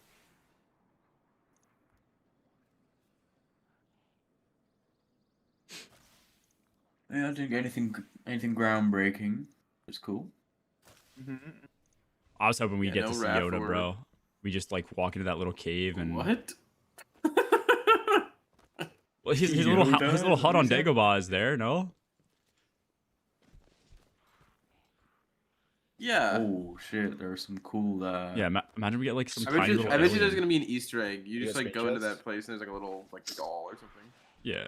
Imagine yeah, it shows press like room. shows like 3 guardians walking up to the loot cave, and Yoda's just like farming ads there.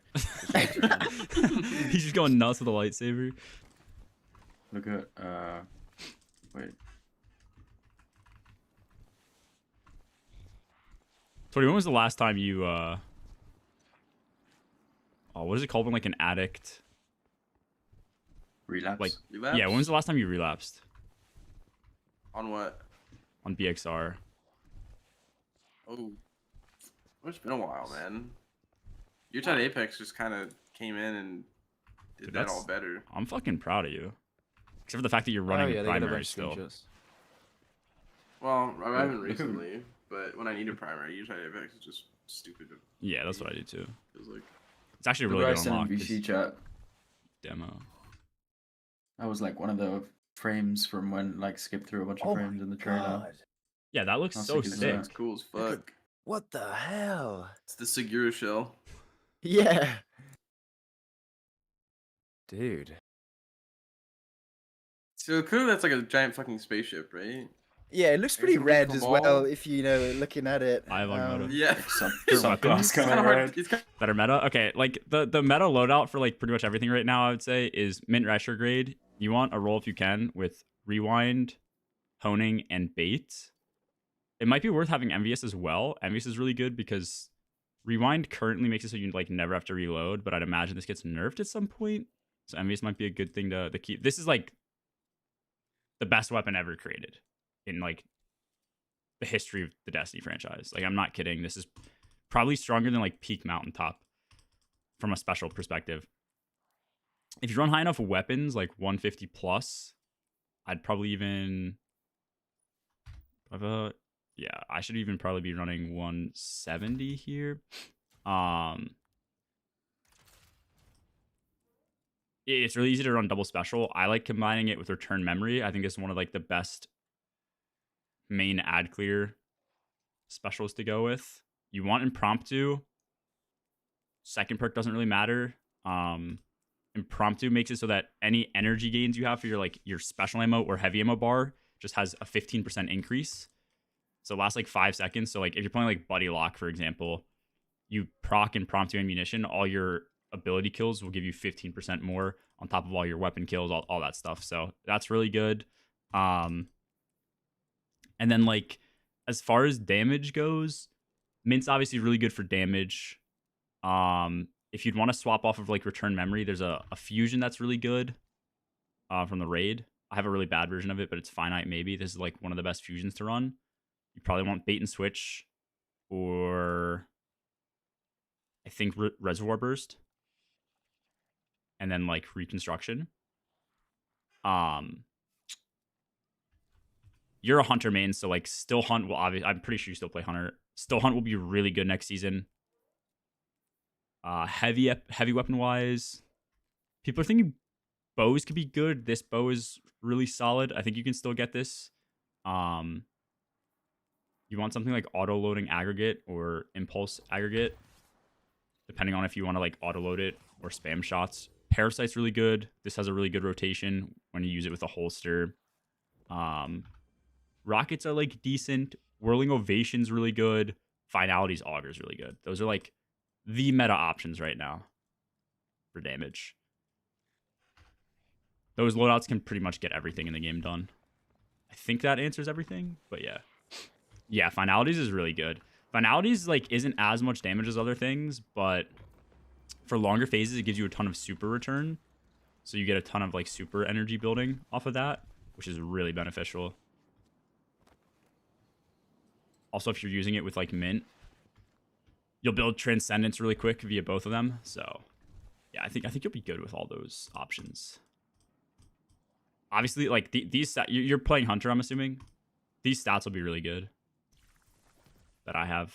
You could get slightly better stats. I think Silence, my one Hunter like teammate that I play with, has better stats than me. But yeah, the weapons for mid game's really good. Next season, instead of finders, you'll run scouts, shit like that. Like the skull reminds me of somebody. The skull? Oh. What the fuck is it? Where's your mask? True.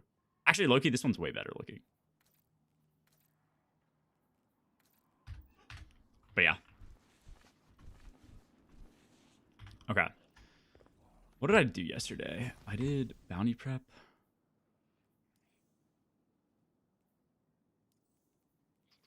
Where are my quests? We did Moon, Cosmodrome, Dreaming City. Oh, I can do Dreaming City. Let me do that real quick.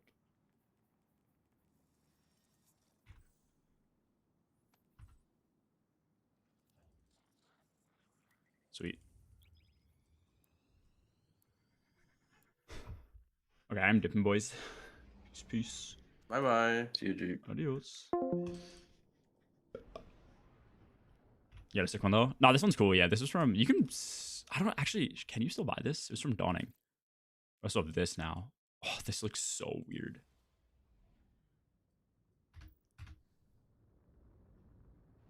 Miss Toy already?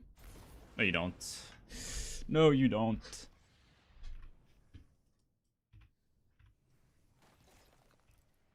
Okay. Let's see. I think we should have at least 2 we can do. Oh, what the fuck? Ascendant challenge. Enemies wait. Oh, it's blind well. They have drowned wishes. Alright, we will not do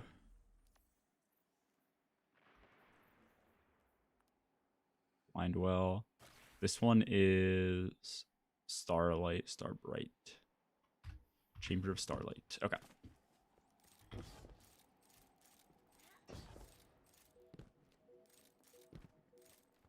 You can help us scout if you want. We will always take more people. Yeah. Like even if it's a dungeon and we're not, even if World's First is beaten or some shit, we always like to be like privy to information, you know what I mean? So yeah.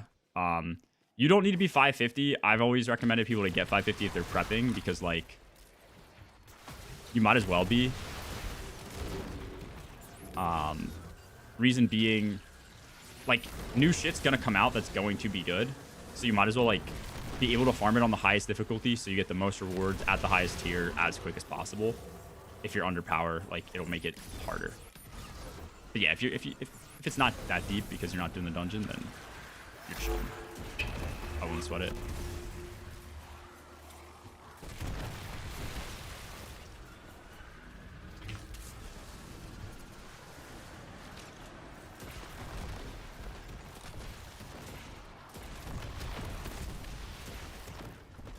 Sweet. Oh, Waffy, thank you for the follow. Dude, watching that reveal stream and watching them talk about trials, it made me realize, have we ever gotten, like, trials exclusive exotics? I feel like that's just such... I'm sure there's might have been 1 or 2 over the course of, like, D1, D2 history, but I just feel like it's such a missed opportunity.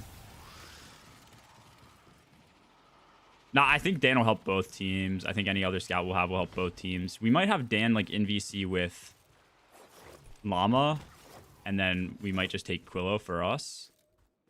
And then you could, like, float between teams if you wanted. I don't know if Rec would be around or not either. Where's Starlight? Is this Starlight?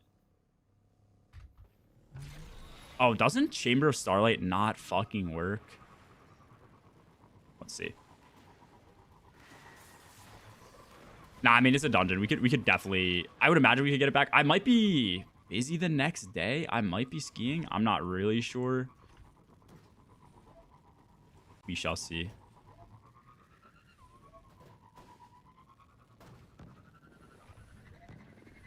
No. Bad that I still use BXR on a regular basis. I mean, I think there's a difference between like a fun and comfort pick and like a meta pick. So you do you. I am a hard believer though, if your goal is to like be playing at like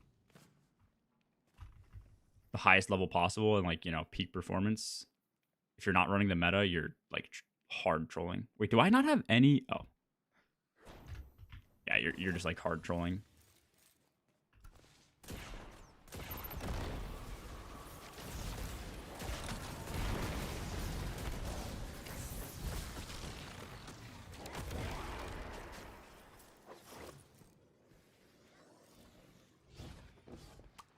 This should be here, right? Okay, and it is.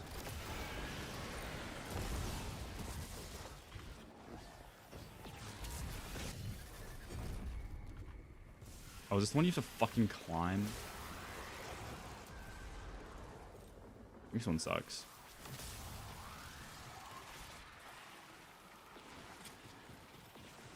As long as Tanner doesn't use Wendigo. That was the worst Destiny experience I think I've ever had.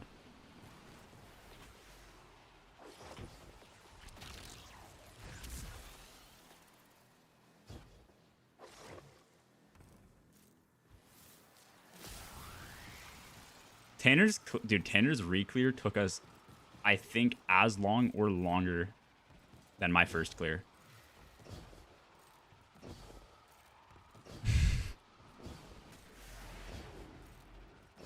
Oh no, I'm curious if you talk to Above, like, I know Bog's playing a lot of Arc Raiders. Do you think Above is like hard done with D2?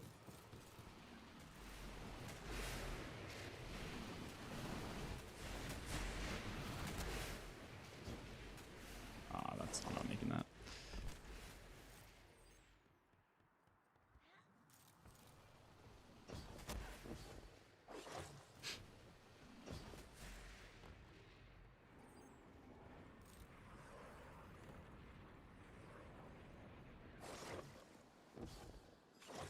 Like, I'm curious if we'll come back and play like raids and dungeons and shit.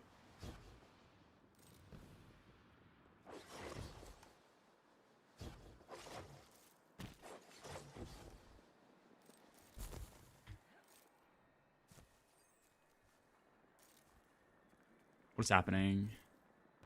Do I have to hit all the Toland things? Surely not.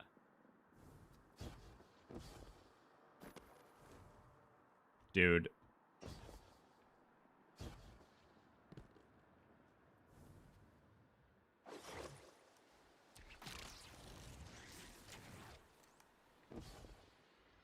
What is this video game?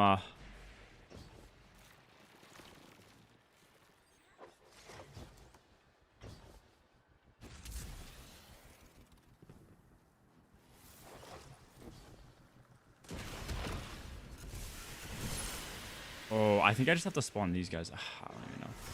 Dude, I hate.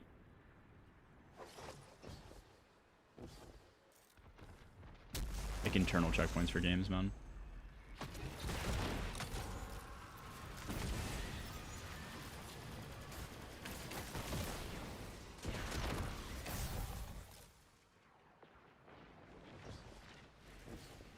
What do you say? At least for now, we aren't even planning on doing the dungeon because Raiders is gonna have an event in December. But he did say the only thing that could really pull him back would be a raid, but that's just combos we had. Yeah, that makes sense.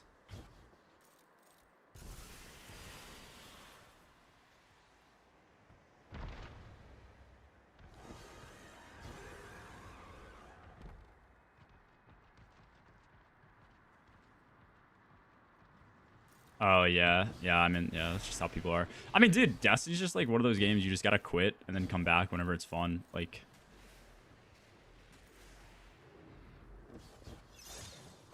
that's all there really is to it.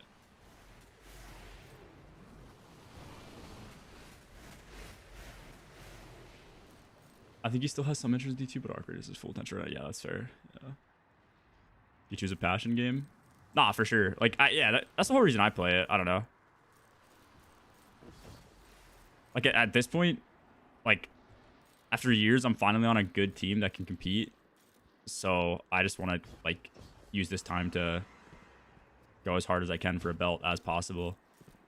You know, if a year or two down the line, like, our team falls apart and we start performing bad and that shit doesn't happen, it's all G. Like, but that's just like something that keeps my attention. I feel like a lot of people are very similar, you know. Oh, aren't those like invincible? Dude, I'm going to lose my mind if this thing doesn't spawn.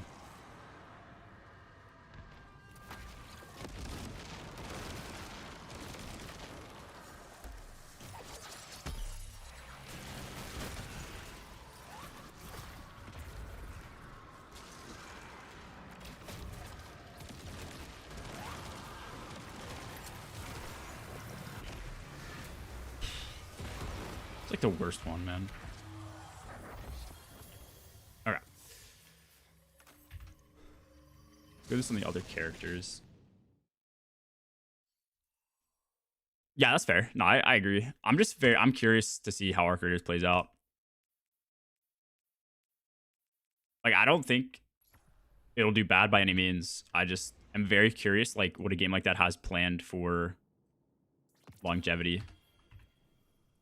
But at the same time, like, I also think being an extraction shooter, it's like pretty doomed to succeed. Doomed is a bad word to use, but like it's pretty like set to succeed. Like you look at like Tarkov, I from what I understand has done like so many things wrong, and it's still like a massive game. Just because the gameplay loop is just fun. Like, and their gameplay loop in Ark is definitely fun. So like even if they have a massive content drought, like I would imagine people still play it as long as they're releasing maps and things like that. I guess maybe not a content drought, more like a failure to fix certain things. But I also don't think too many things in that game are broken. Like maybe the Venator, and that's like it.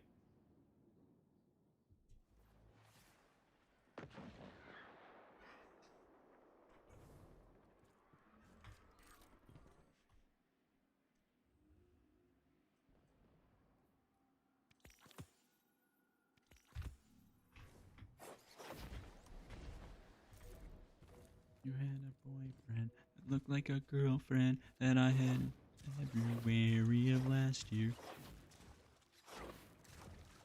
Bro, this guy's name is Voodoo Ranger. He is an alcoholic.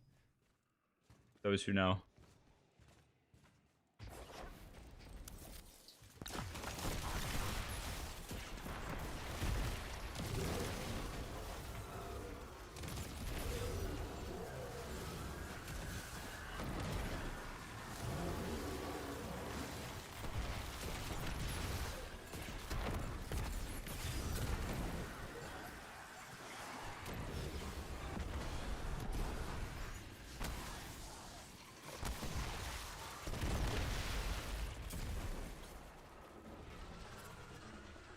Is the game saved? Hey, that's for you to tell me, Salty. That's for you to tell me. The game will never be saved until you get G-miners on the team.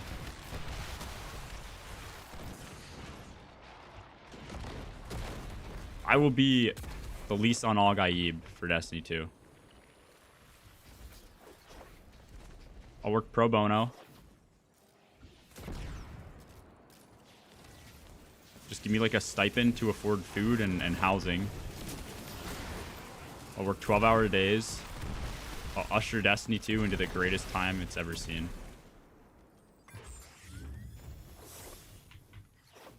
It's the Goss Miners guarantee.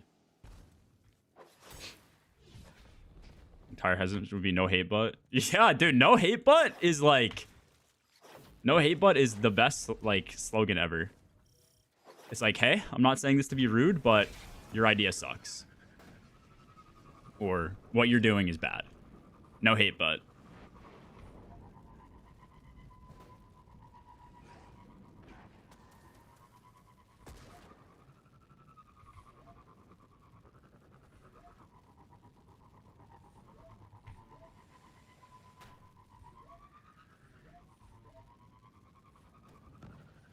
Oh my god, what a slip.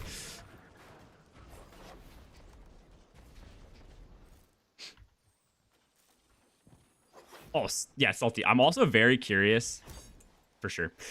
I don't know the physics of what just happened. We need to look into that. QA team needs to get on that shit. I don't know who is either smoking meth or what other secrets are coming in Renegades, but the bubble change dropping from 40 to 25 and then them thinking that it's going to be like meta. It's got me fucked up. Unless the shield throw actually does like a ton of damage.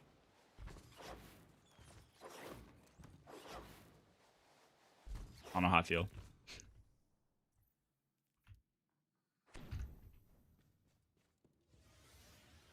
Can you even count how many times you said that to me? Eh? Now you know.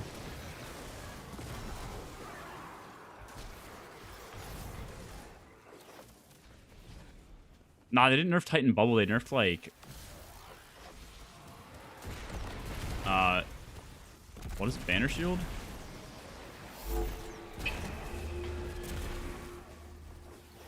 I haven't touched Titan in 2 years. Well, like, okay, my point is... Where am I? It used to be, like... Titan used to at least be, like, kind of playable.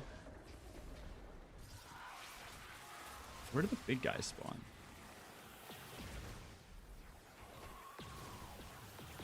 Oh, is it over here?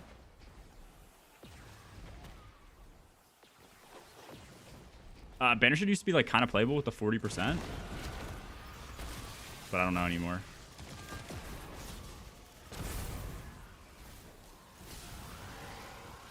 Knights close in? Okay.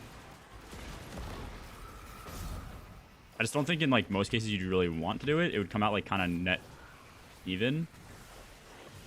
But now minus 15%, I feel like it's going to be way worse.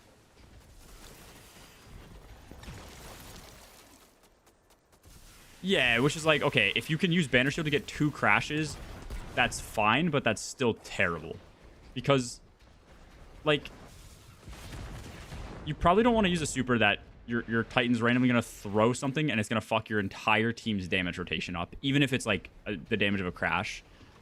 If you can get 2 throws off per 1 super, like, that's all good and well, but then, like, again, that's your what is it called? Your Banner Shield going down twice per damage phase, like, or per super pop. And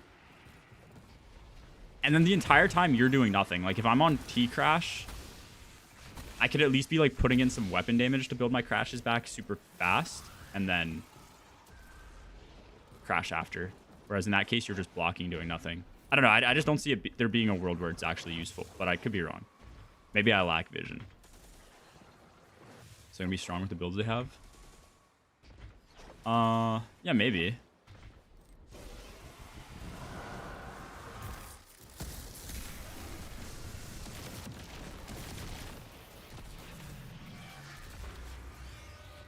The only thing I don't like is you have basically 3 of the hardest hitting supers now, if not more, on Hunter. Locke has 1, Titan has 1. Like, I was against Crash being better than every other super because it was, but now it's like, I guess, on par, and they only have 1. Ball hair check. Command's down right now, Wrathful. Sorry, man. Otherwise, I would for sure. You think Skullfort's gonna be one of the best builds? I just don't know, man. Like, I think Skullfort Titan has so many limitations. I know that you have infinite melee charges and it's good.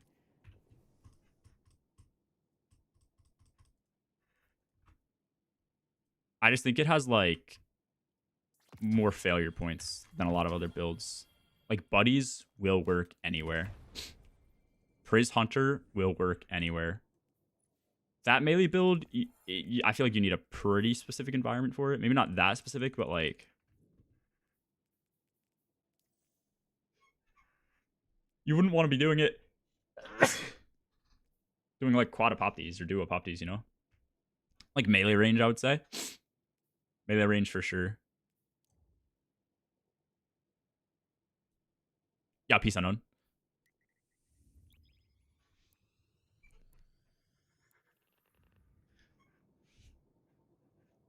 Like, melee range is definitely the main thing.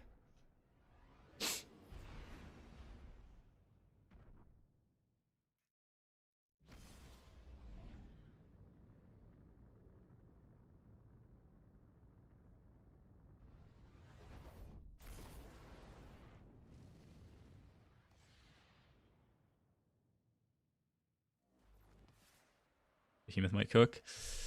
Yeah, maybe.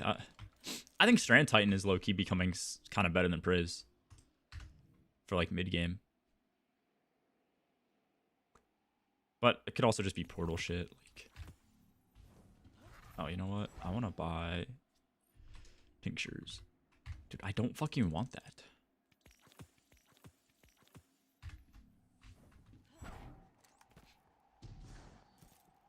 Yeah, I just feel like Locke doesn't have too many, if any, limitations on Priz. And Hunter as well. Like, Hunter's limitations, I guess, would be their, like, potency in mid-game. Like, you can't really kill shit that fast. But you also, like, can't really die. So I feel like it balances it out. I mean, it's pretty hard to die on any class, but Hunter specifically, like...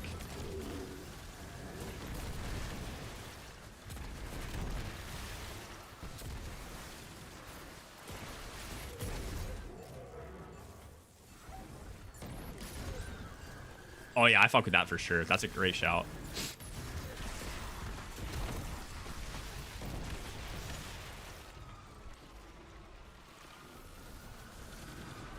I think the other thing they need to do is really buff. I think like the tether changes are kind of a big miss.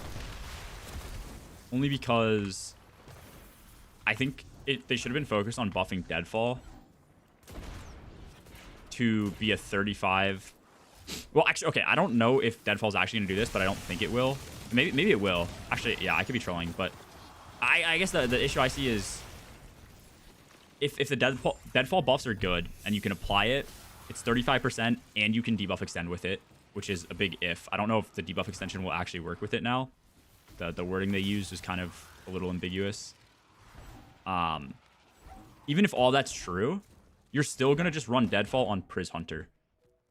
I feel like the game needed a lot more changes to get you onto the true subclasses. And the only reason you'd ever run True Void now is if the damage is really that insane on Void Hunter. Which it could be, but I don't know. I think they should have tried to kind of turn it into a class that is support, just like Locke. Like pretty much 90% of the time, the only class or subclass that you play that's non-Priz on any character is Well Lock because of Well, and I feel like they're not aware of that fact. Like Well is so strong, that's why people are on it.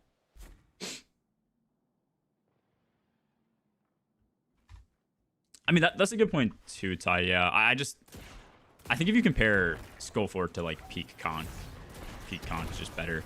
Now I think Skullfort is like slightly better, but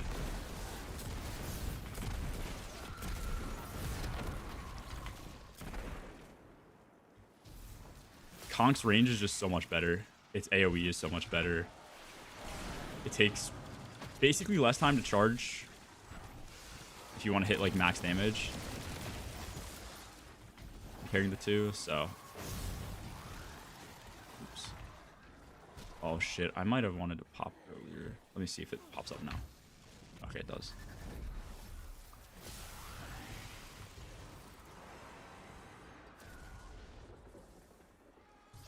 Yeah. I mean, yeah. I even think Arc Titan is kind of sunset now. I think people were kind of on that wave of like, oh, Bolt Charge was so good, let's continue to use it, but I don't think anyone uses it now. I genuinely think Arc Titan is like a complete waste of space.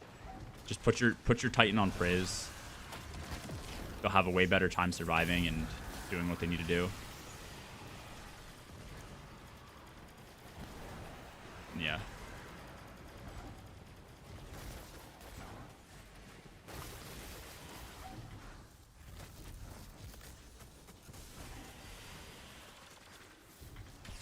O-Rig mandatory for endgame? I don't think O-Rigs are actually going to be that insane. I don't want to say they're not going to be insane. I think it's going to be like purely determined by the buff to the bows, I guess? I don't know. I feel like that's accurate because like you're just comparing running. I would assume it's going to hit basically the same as the Celestial will now. So you're comparing using Celestial versus what is it called? Versus Quiver. There's some rotations where I think Quiver would be good, like oh my god. Llama just threw a video into our chat. It reminded us of like the Hez and Vengeance rotation. You can like shoot a rocket, cast tether, shoot 2 rockets, cast tether, shoot 2 rockets, cast tether, you know what I mean? So you can get off like, I think it's like 7 rockets really quick. And that would also build up your tether damage buff. So like there's burst things like that I think tether will be probably pretty good for, but I don't know. I just don't think if it's on par with like a Nighthawk, you're just gonna be on Nighthawk.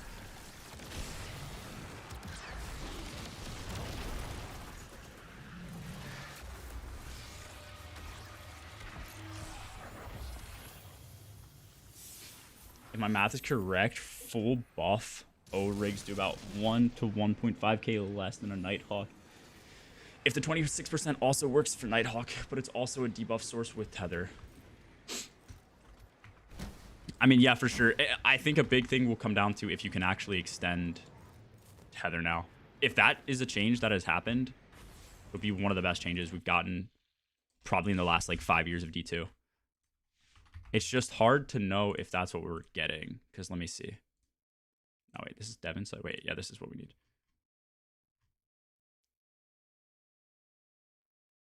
Shadow Shot. Actually, I doubt Mobius Quiver does the same shit that Shadow Shot's going to do, but it says Tether Source now attaches to combatants on direct impact. So this will mean, I'm pretty sure if you shoot a boss with it, it'll stick with the boss as the boss moves. So like Rolk, for example, really good change. Increased weaken effect from 30 to 35. Deadfall Tether is now strongest weaken in the game. That's a decent change because it'll irk you to use it for that extra 5% over like a tractor. Now immediately weakens and suppresses enemies in an area of effect on impact. If this weaken is a true weaken, or okay, usually they use weaken for a 15%, but in this case they're calling this weaken now, so it's pretty hard to use. Like they're not consistent with the words they use. But if this right here is 35%, then you'll always have somebody on Tether from now on, for sure. If it's good for Mobius, I doubt it'll be good for Mobius because I don't think it's a roaming super. Fuck, maybe it is maybe it is a roaming super.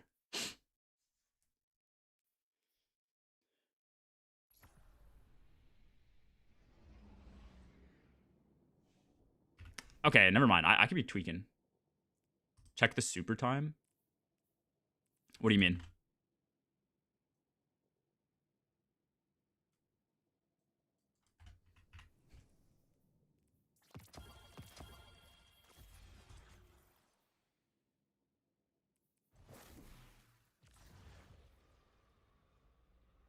I think they got rid of that, no? Yeah, okay, that's the other thing too. That's the other thing too, like what you said, Ian. Like, I don't think it says Deadfall Tether is now the strongest weaken in the game. I don't think this is going to get any of the changes that Deadfall is getting. So while it could be a really good super for damage, especially if you can farm it back like a roaming. If you can farm it back like a roaming, this will actually probably be the best by far. But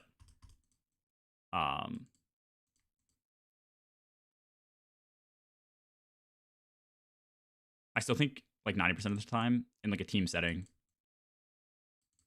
non-trio, you'll just want to do this. Like imagine shooting that shit to Korgos. Okay. We need to go to Europa, I think.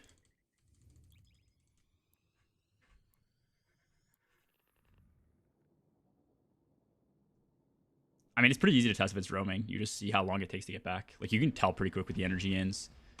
I could actually just go and test with Augur. Actually, now I'm fucking curious. God damn it, Salty. You fucking rat. Okay, let me get Augur. Now I want to test the super gains. Test these nuts. Lick, motherfucker.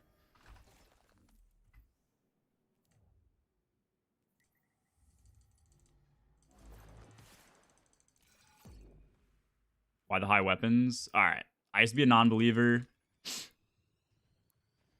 in the weapon stat. You want high weapons for double... Wait, do I have minus weapons here? Bro. It's for double special. Like, that's the whole reason. Dude, the weapon stat is such a convoluted argument to get into. I hate it so much. There's so much going on with weapons that I think you need to, like, understand, but... Your ammo gen stat on your weapons affects the gains that you get on the little meter. It gets multiplied by scalars, which are your finders, or things like impromptu ammunition that you have as well. But then the amount you get per brick when it gets generated is either a set value at base or it's enhanced. The way you get enhanced is your stat value over 100 from 100 to 200 is just a direct linear percentage. So here I have a 60% chance to get the enhanced or large ammo brick, in which case for specials, it just doubles the amount you get in each special. For heavies, I think it's usually like a 25% increase. But if you want to run double special, you want to be on this. All right, let me see. I mean, I think it's fair to like... Okay, fuck. The only downside to this, though, with Tether, it's also how good it is also going to depend on how quick you build it up.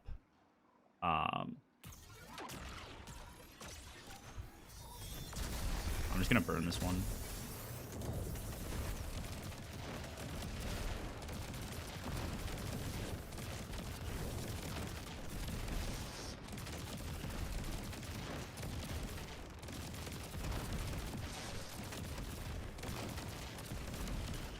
Yeah, this is definitely non-roaming.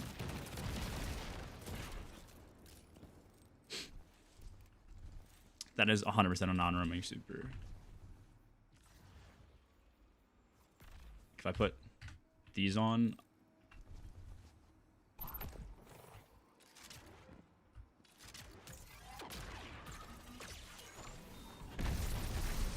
Oh, wait, shit. I need to burn my super.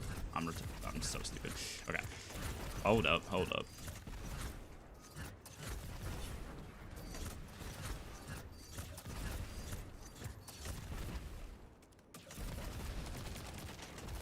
Bro. Wait, what? Oh, okay.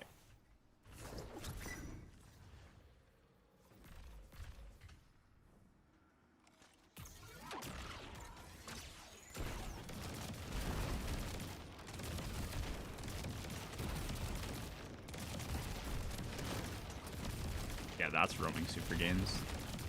Like, it's actually just insane. Nah, Spectral's not gonna be good, I don't think.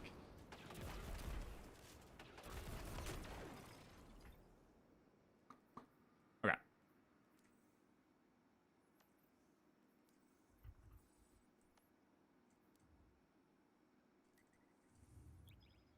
Yeah, if it was roaming, it'd be good.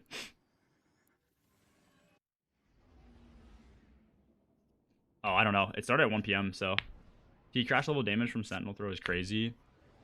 Yeah, I mean, it depends on how quick it gets charged up, though, bro. I just think it's going to be a Cope exotic. Or Cope super. I could be wrong. I mean, I guess you do have Ursa's, though. Unless there's another super that... Unless you want to buff it with, like... Well, you could buff it with Star Eaters, right? Because you have Sentinel's Shield on... Oh, wait, no, we have Axes on Priz. So you couldn't do Star Eaters at all. You could do Synthos for the 50%, but you're probably just better off doing Ursa's just to get more supers.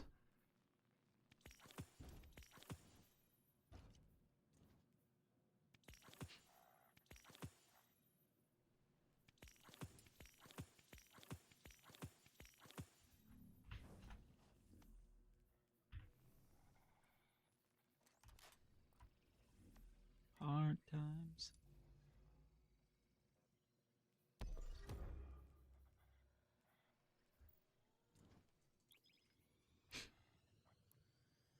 Oh. Just checking the gains, my bad. Oh. Yeah, I mean, any roaming super just has, like, insane super gains when you're dealing damage. Any non-roaming is, like, probably half the amount.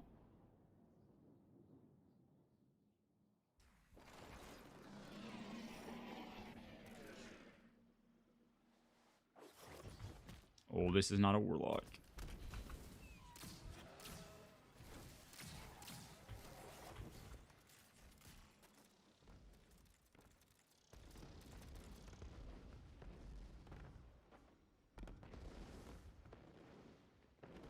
Yeah, I know what he said. I'm just... Okay. The issue is you're not really giving your teammates much of... Oh, no. My PC just crashed? Yeah. Alright, my PC crashed. I need to reset it. I'll be back.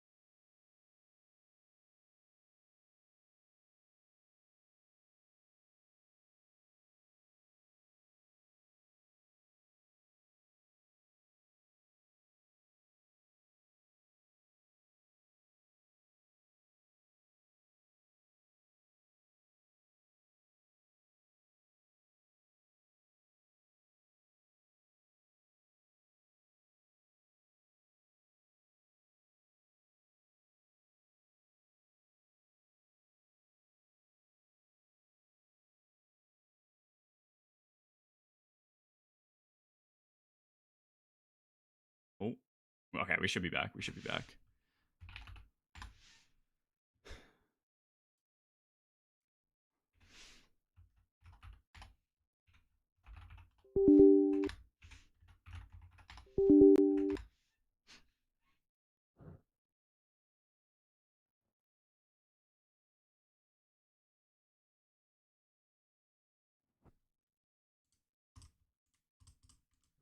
Brother, Choir's like a quest exotic. Like, you should get it your first run through. If you have the quest, I'm pretty sure. It's not RNG.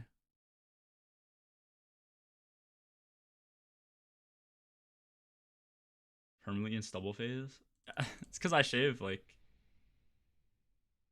Mine doesn't grow out evenly. It grows out really patchily and terribly. But also, I just don't know if I like clean shaven as much. Yeah, bro, you're wasting your time. Like, you need to figure out... Just Google... Brother, just take 10 seconds to Google or YouTube how to get Choir of 1. I don't know exactly how you do it. I did it when it came out. The game's shifted a lot since then. So some stuff gets removed or added to the game. Yeah. Are we playing Renegades? Renegades comes out next week, so I'll play it then. But Renegades isn't out yet.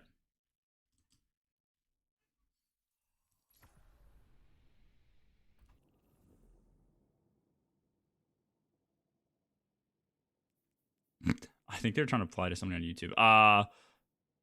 Where was I? World.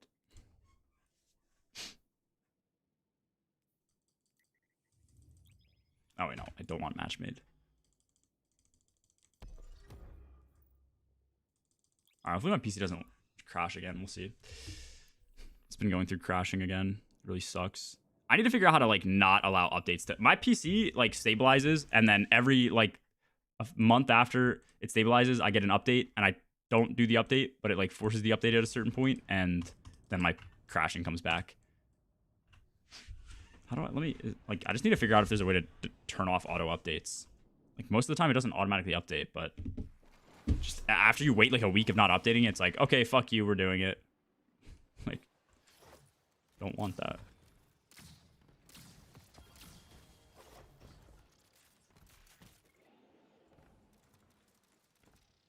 This looks 1,000 times better than Edge of Fate. You're talking about Renegades? For sure. Edge of Fate did. Edge of Fate was just a giant quality of life update where they decreased basically the quality of life of the game. I don't think it was, like, actually, like, horrible. The raid was so good. Best raid we've ever gotten. Oh, shit. I don't have... What? No way he TP'd down there. Am I not healing this? Dude. For sure, man. 24-second respawn timer. Why do I not have my artifact on overload auto? Overload shotgun.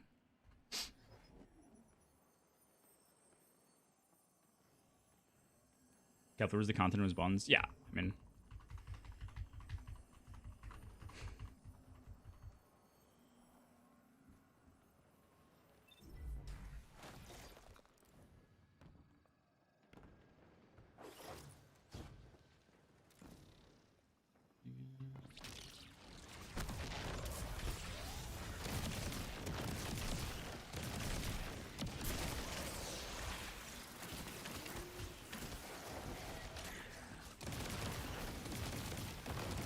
Dude, champions just make for the, like, least organic interactions with fucking this game. I hate it so much.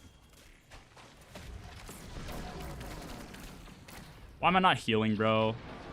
What is this fuck-ass modifier? It's drifting apart. I'm so low.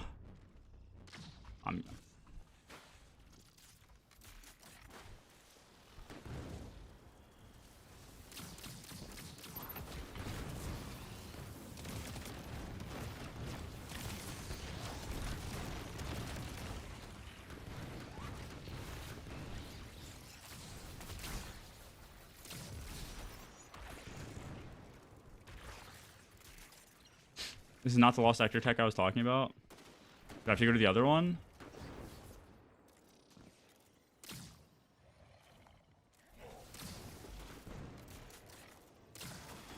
What am I doing wrong?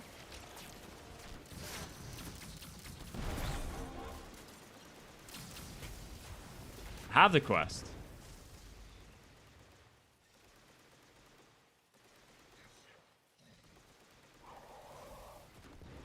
Oh, well, it doesn't matter. I got the precision done.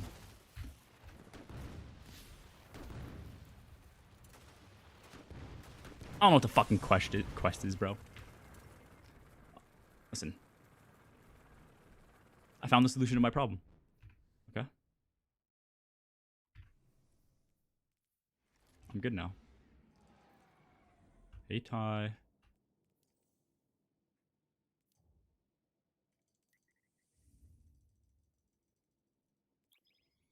I came to heal you. I'll go back into it. I just want to get the other bounties done first, then I'll end with that.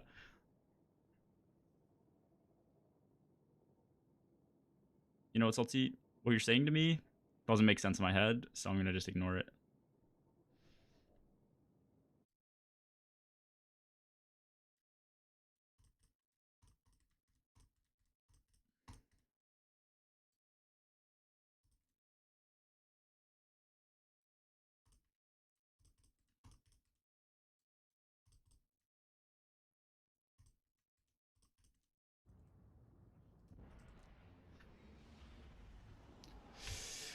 Sometimes his best just isn't enough. Kinetic. Fuck that. Grenade, sword. Grenade, sword, finisher.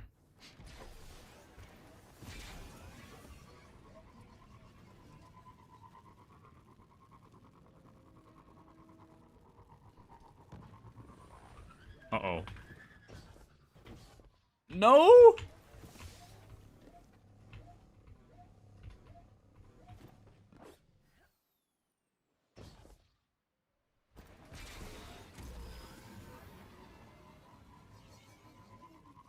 Do we hit the slip? Do we hit the slip? No, we don't.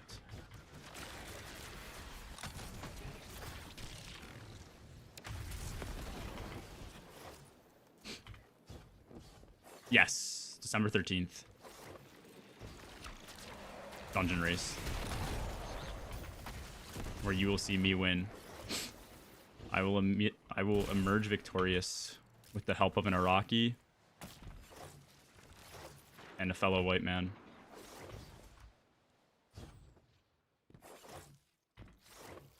Yeah, or our balls will be crushed. One of the two.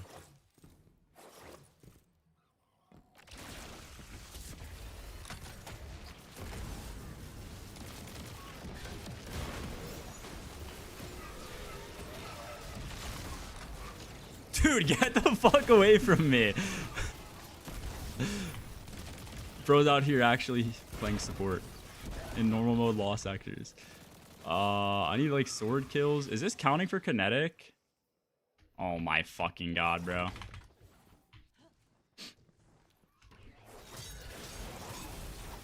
I know that it's strand, but it should just be kinetic slot.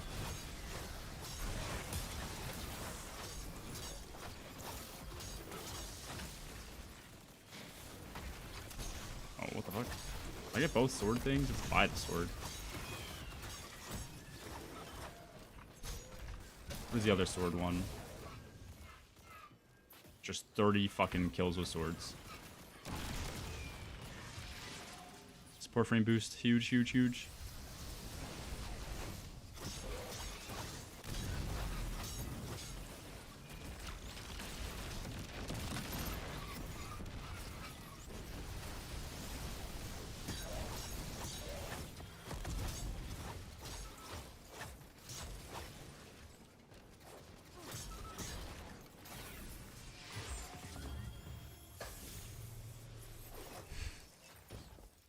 Is Torty an Iraqi?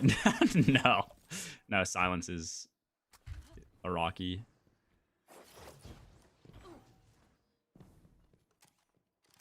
Whirlwind 2 versus Team No Hate. I think we're both just signed up as Whirlwind 3.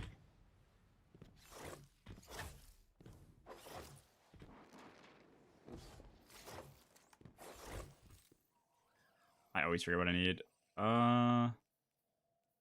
Kinetic sword finishers. Vex precision.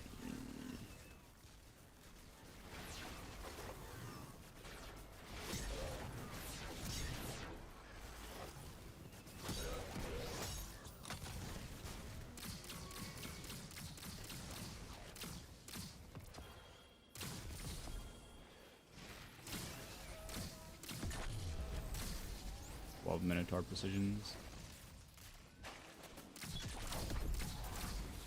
What is that explosion?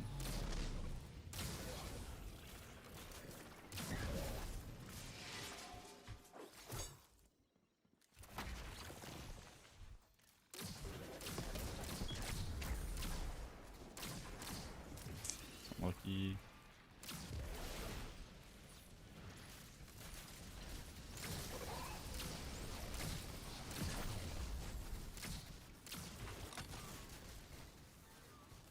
Okay, we need finishers. Can I even get... Oops. Okay, I can.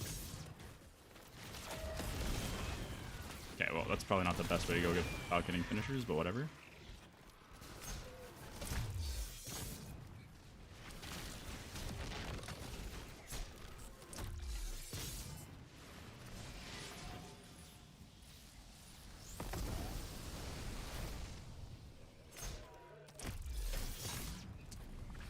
Choir 1 emotes? I don't even use Choir that much, bro.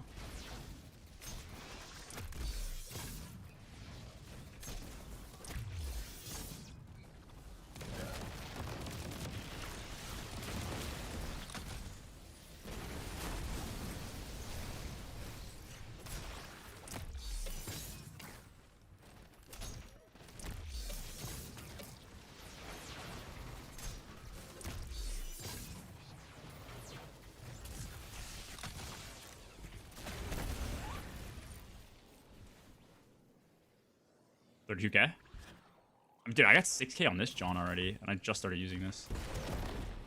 This is my new baby.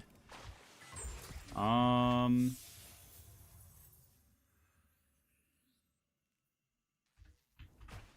weapons. What is like a good... I'll just use this fucking actual primary Andy.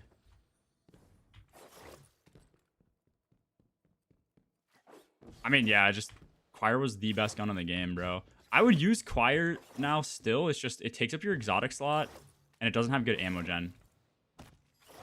Like, its ammo gen is pretty shit. I think it's like, yeah, it's 15. This is a 50, which is pretty shit too. Or not shit, but it's like mid. But this also has a impromptu. Like, impromptu just is a cheat code. So good. Dude, see, this is why I fucking hate primaries. This shit actually, actually takes time to kill things in here.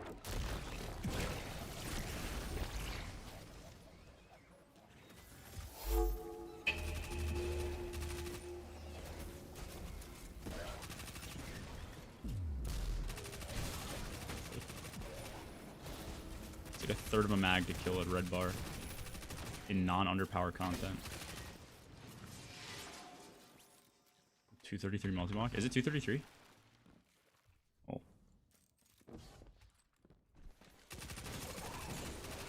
They just need to make like all primaries have like insane ammo generation.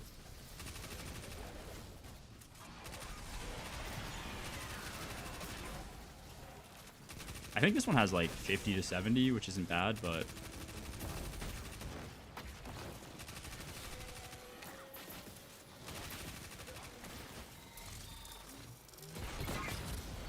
okay.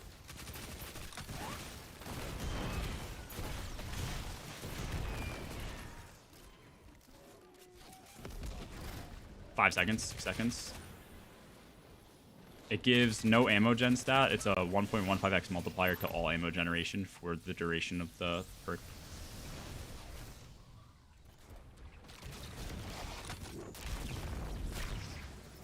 It's like really good on a buddy build. All your ammo gen that your buddies are doing, even though it's like really small because it's an ability, that gets buffed up. There you go. It's like, yeah, 5 seconds. Let me see if 0 counts. So it's probably 6 seconds.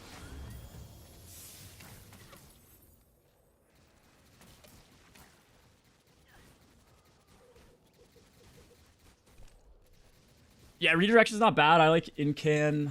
If you have desperate measures, that's also pretty good. There's a lot that works on it. Throw a button on, so you go up to from 40 to 52. Pretty good.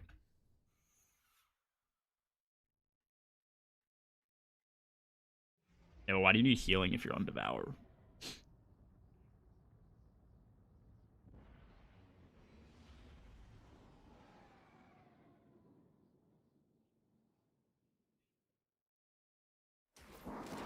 Is the artifact perk? What is the artifact perk? I don't even know. I don't even know what half these artifact perks do.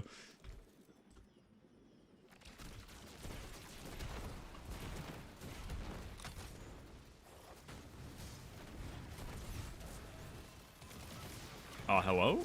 Jolt? Do your job.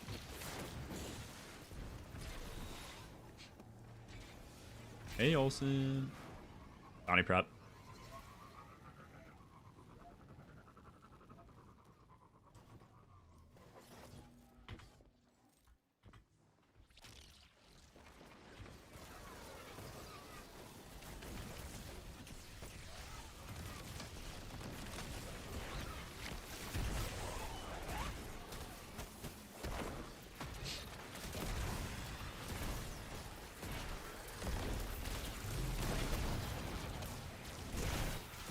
Where the fuck is the overload going?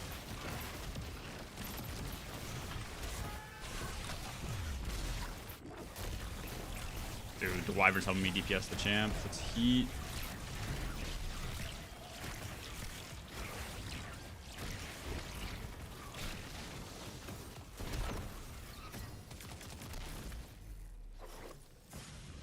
Ouch. Tie and silence.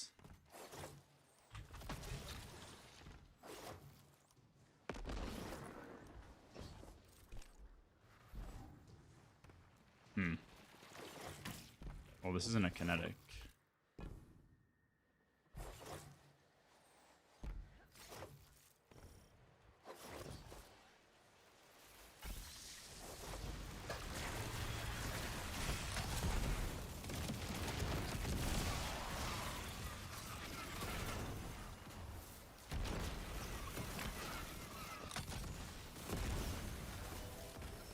Oh, multi-mock. Oh. I mean, don't get me wrong, multi-mock's not bad at all. Like, I do like multi-mock. It's just primaries now. I kind of ran primaries for both EDP and DP because I hadn't experimented enough with weapons, but I also don't think I had this sidearm roll, which this sidearm roll has a pretty big effect on your ammo gains, but also a lot of the damage rotations, the only downside to special is a lot of the damage rotations, like in DP and EDP, you can bring double special into, but then you come out of damage and you're like full double zeros. So like a primary is just kind of usually nice to use for damage because the damage phases are so long, and then also have ammo when you came out of damage.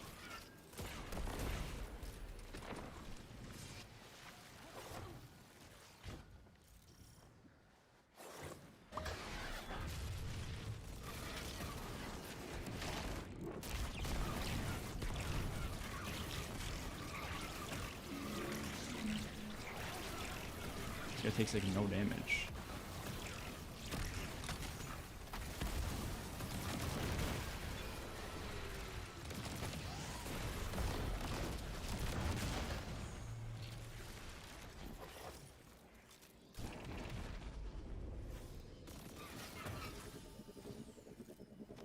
Your other teammates or what? I'll see. I don't know. I just want both teams to do good. We'll probably play off of a lot of the same information, so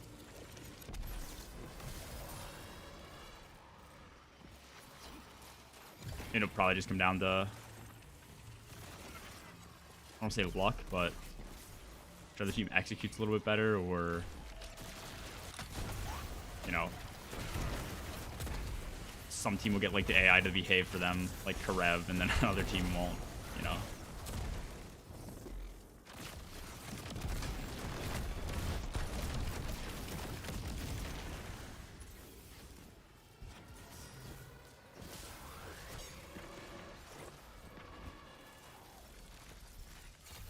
True.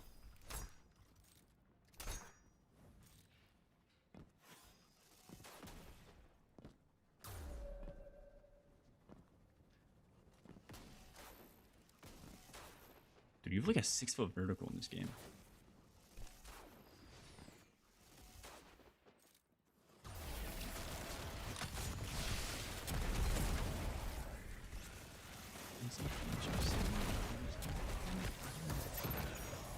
Oh yeah, oh yeah.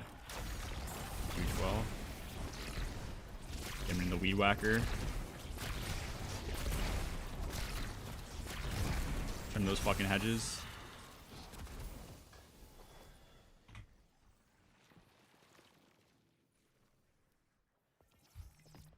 Okay. I think I have like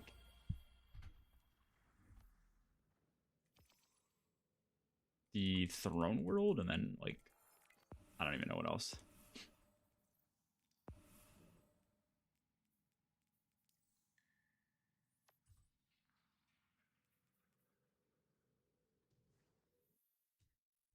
I think we just do throne world when we're done on Hunter.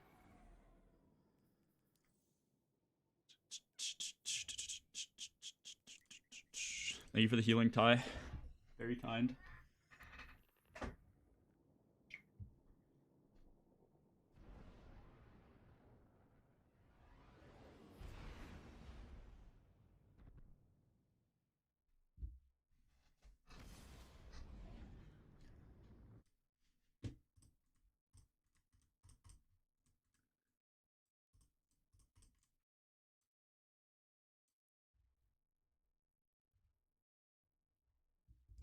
Working late.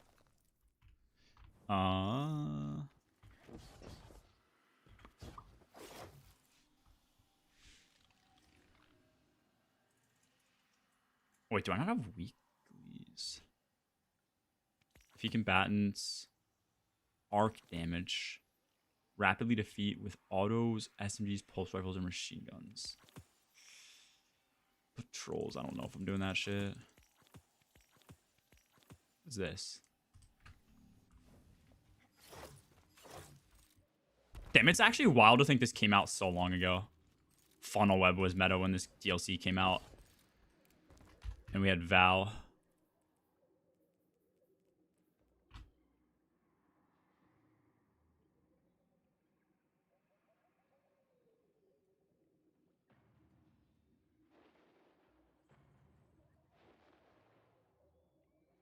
Wait, does this not affect ammo gen anymore? Does it need to be enhanced?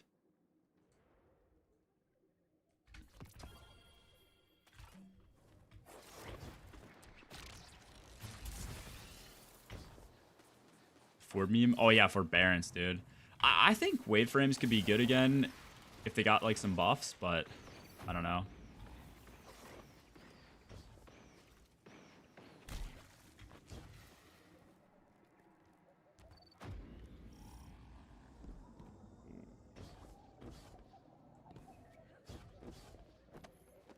Okay.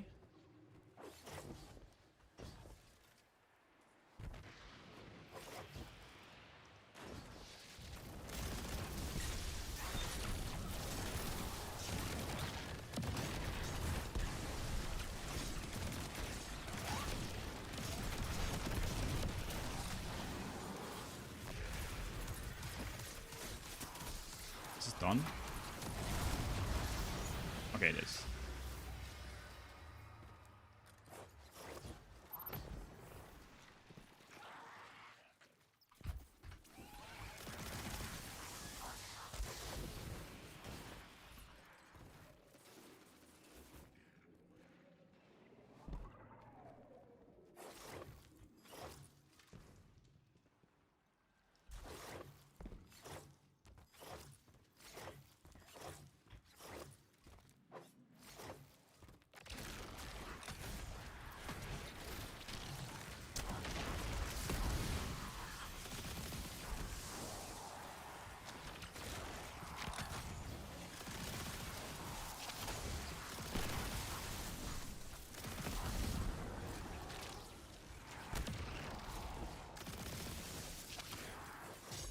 Wait, did we get all the arc kills that I needed?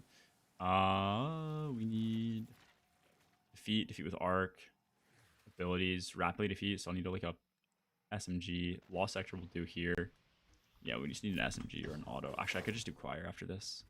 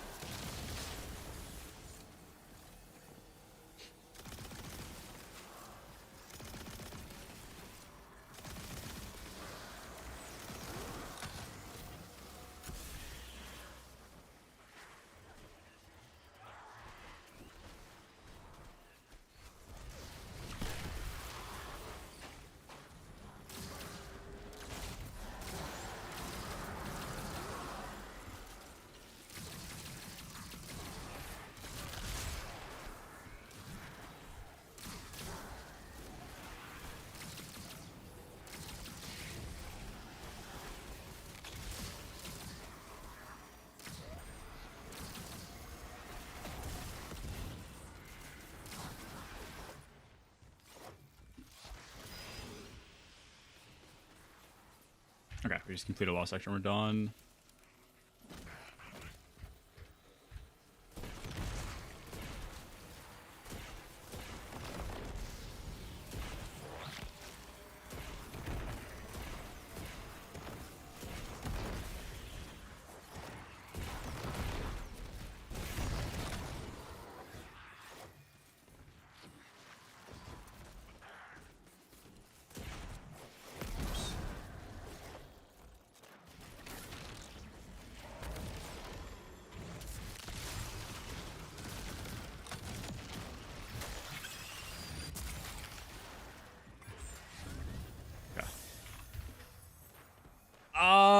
I think I'm gonna be on lock to start for sure. Like, historically, we've had non-boss encounters, and I think loading up on Hunter could be risky. I'll have to check with damage though. Like, I'm pretty confident in my ability to play. It's myself, Ty, and Silence. I'm pretty confident in my ability to play Hunter as... Like, I'm probably better on Hunter than I am on Warlock. But it's just hard because, like, Hunter... Like, I don't think my output could be as high on Hunter. But, like, the amount of mistakes I could ever make are lower because of, like, DR and just, like, the playstyle in general. But, you know, Lock... like buddy build just kind of prevents a lot of like mistakes from happening and shit. I don't know. It's hard. But anyway, I think it'll be very damage focused or damage centric, like the decision that we make. But I think if Hunters are really just the best in slot for damage, just swap to them. Like, I would imagine our first encounter is going to be non-boss. So, oops, these don't go there. So, probably just want to be on buddy build. And if buddy build doesn't work and you need to be like faster ad clear, you have slide. Omni Hunter might be good for neutral running Void. I was actually thinking about this today as I was like driving or whatever. I don't know what I was doing, but I don't know what exotic you'd run. Forfeit might be good now too. Isn't this getting a change? That could be good. Or there's a new exotic. We use Omni. True. Yeah, I don't really know. Is there anything else that's like better?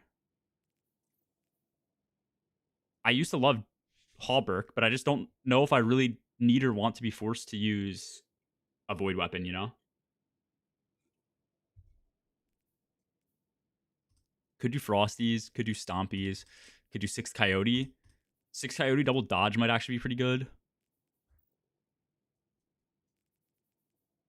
What else do you think would be good for Team Omnis to play? Yeah, but like, what does Omni offer, dude? Wait, what are the Omni changes?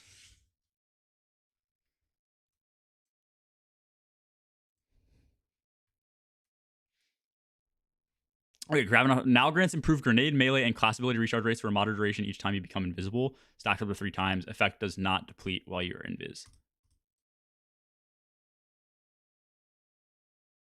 Like this, I think that, wait. At 3 stacks of the buff, successive triggers additionally grant... Like, I think this could be really good.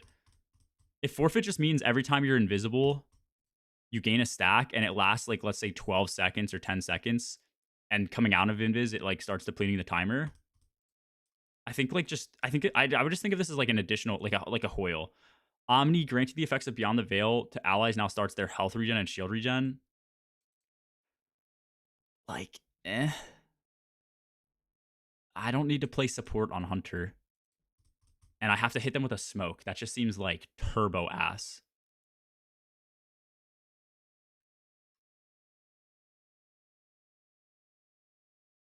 I don't think there's a world I'd ever touch Omni.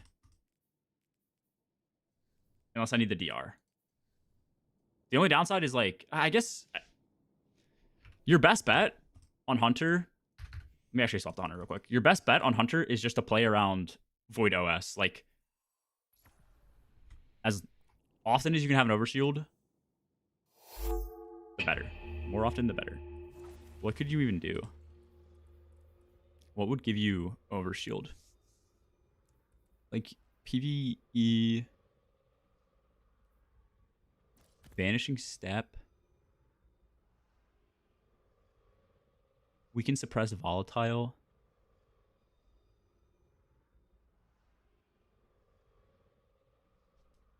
I don't know if this will be good. I think stylish will be troll.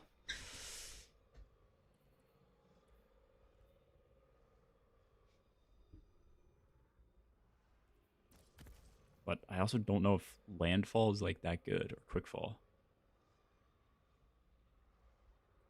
Oh yeah, I guess. Okay, yeah, true. I guess you could do trappers. I did forget trappers existed, but dude, look at my hand moving around the fucking knife. It's like going through the ring. Okay. What gives you overshield?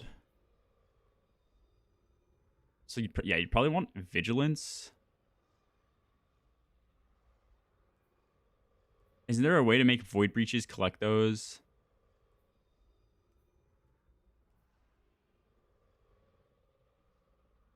The suppressed target, that kind of sucks. You'll have Devour. Defeating weakened targets creates an orb of power and a void breach.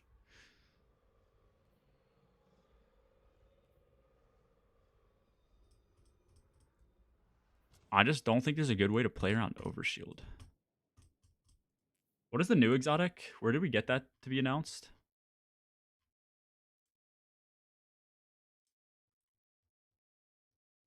Did they tell us the new exotic somewhere?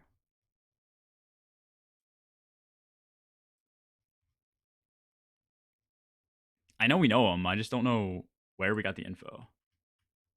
That a purple monster? Yeah, this monster is Ultra Wild Passion. I'm assuming it's like passion fruit. I don't know if it's like that great, but show more. Where?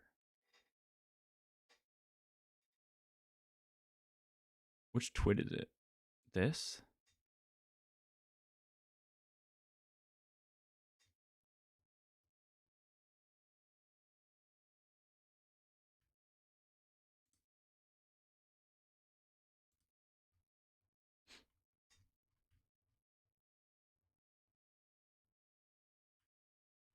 Am I stupid?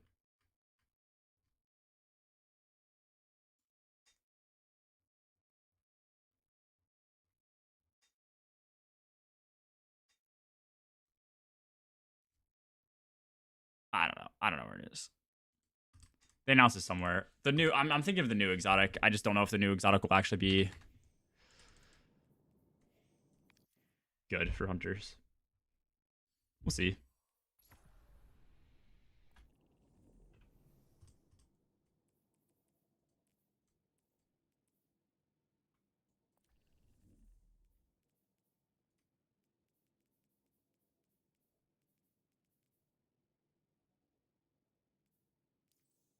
What am I doing first? I could do moon first. Yurt. Oh, you found it? My goat. Oh, this was a while ago.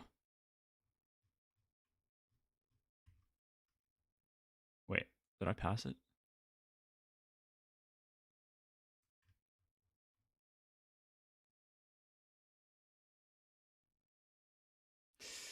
Hunter's Fortune Favor. After landing a final blow while at full health or when out of combat for an extended duration, your shields will recharge into an overshield. When you have any overshield, your weapons gain increased accuracy. Yeah, you'd probably just run this, no? Because you run Devour, get a kill, hopefully don't take any damage, and then your next kill will give you an overshield. Assuming this doesn't have like a really large intrinsic cooldown. You have increased accuracy, stability, handling, and damage. And final blows grant a short period of increased mobility once the overshield is depleted. None of this seems like insane, but I think it would be good enough just for the overshield.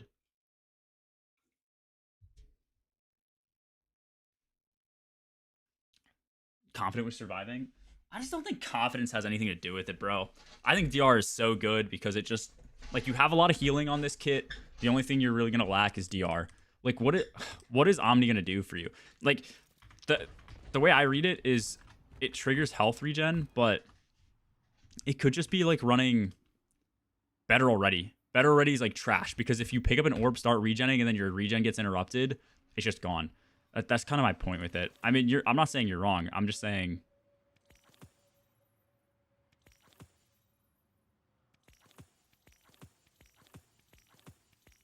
I think it's kind of just not good. Yeah. They're buffing Void Hunter. Arc was Troll, K1. They're buffing Void Hunter. Namely with Quiver to do a lot of damage, so that work with Repulsor Brace. Oh, Repulsor Brace isn't a bad shot. I think Repulsor Brace kind of sucks in some cases, don't know? Like, doesn't it just like not work, or it has too large of a cooldown to be like really good? I swear it's one of those things.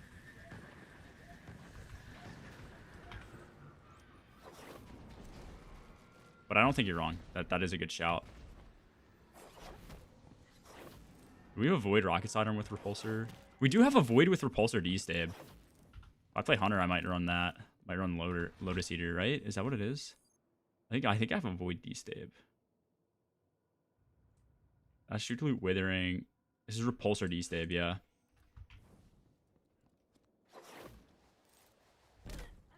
Yeah, actually, low-key, if I did that, I could probably just run Drift Falcon still, too.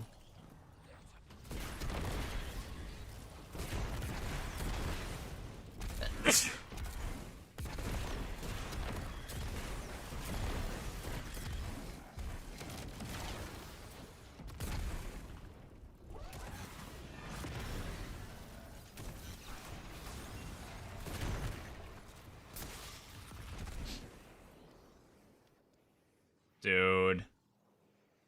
You've got to be shitting me. Alright, my fucking thing crashed again. We'll try one more time. If I crash the third time, I'll probably just end stream, but my PC has just been rough.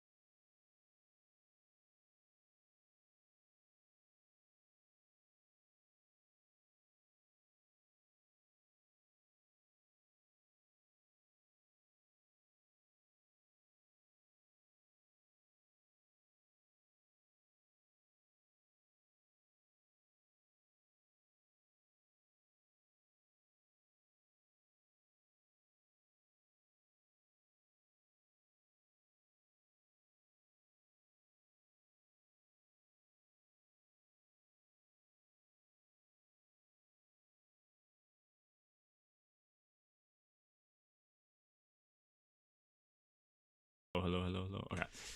My shit crashes again. I'll just end stream. Like I booted it and it crashed again while booting. I've never had that happen. I don't really know what's going on. Creating cook in the Void Titan kitchen. What does that mean? Trying to cook up some Void Titan shit. I know it's running. Wait. Try to open Discord. I'm stupid. There we go. Restore pages. Cool. Alright, whatever. Yeah, if we crash again, is what it is. Nah, dude. It's so cope, man. It's so cope. There's just no way. If you lose well, you lose any Warlock's ability to be on Sanguine, unless they're dropping a Rift, which I think is just less optimal. You have a super where the only damage somebody could do during that time is the ability to... Like, I can drop my well and buff my entire team with Radiant, which is the exact same that my shield is going to do, but I can also deal damage during that time. And give them constant healing. The Barricade, or whatever the fuck it's called, that super, you're just going to give them the 25% and then take yourself out of the equation. You could give them Wolfpack, you could Tractor, you could be the player that does that, and yeah, you have a hard-hitting super. It'll just depend on how hard that thing hits. I think that's the whole caveat to it. Yeah, so you're just it's fully reliant on it being overtuned is the issue. There's no world where it comes out balanced and it makes sense to use.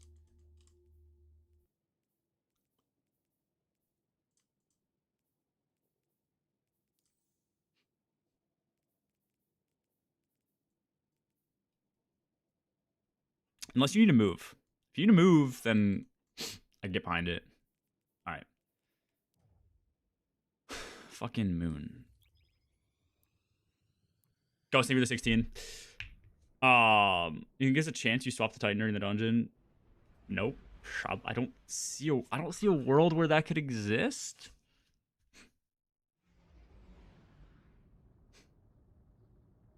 Nah, you're not extending weaken with a shield throw. I think that's cope. I think your teammates could extend.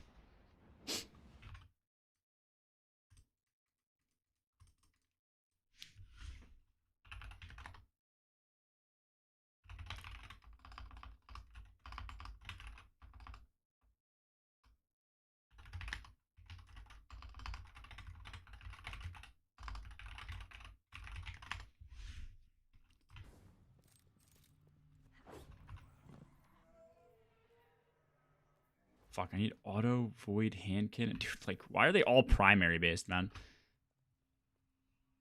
We can do choir. I'll just do a hand cannon.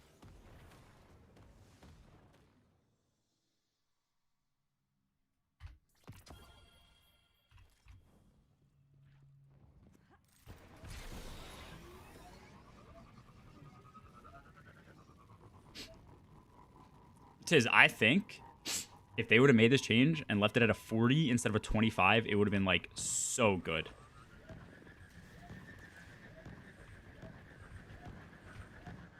I just think damage is way better than any cope thing they would have added or whatever. Like the shield throw or pseudo auto loading.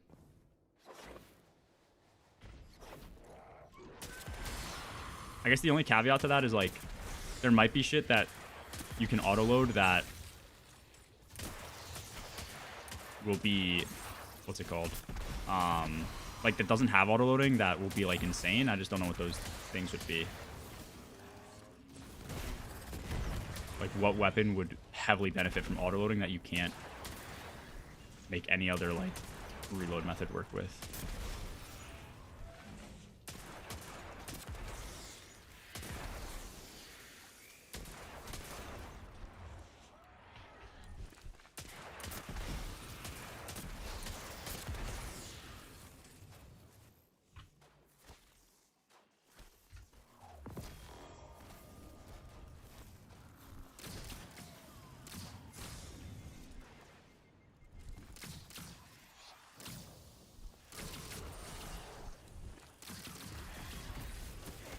Parasite is like the worst example. You have a holster to make Parasite work, and it's faster than 2.5 seconds.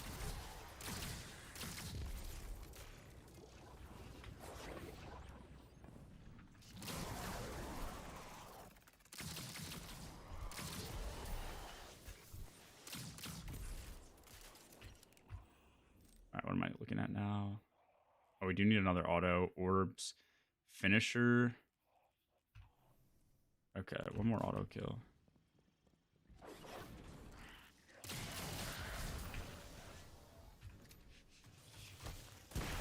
Dude, how do I weaken something? I'm actually gonna need to put a primary on.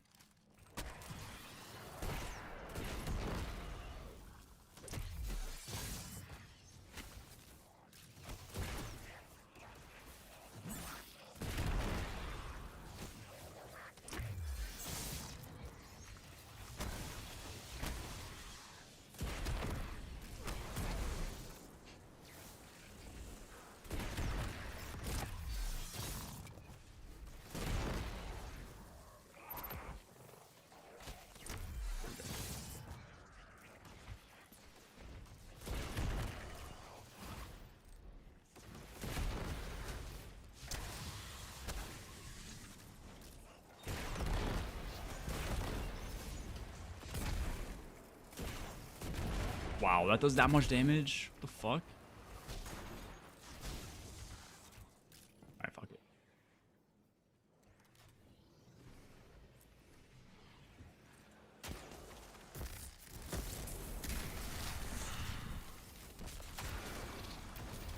Bro. Why does everything do so much damage? Still hunt tech? Is this still hunt tech? What are you talking about? As I'm just saying, 40% was fine because you lose a whole player's damage. Still no one used it. That's what I'm saying, bro. Like, yeah, listen, you're thinking logically, man. Nobody used it. Just buff it. Don't nerf it at all. Buff it. I don't know how much of a buff it'll actually be. A buff or a nerf it'll actually be. I could be completely wrong. I don't know how it's going to be tuned. It's all just speculation at that point, but it seems like a bit of a nerf. I have to finish Hive. I'm gonna cry. I can't read.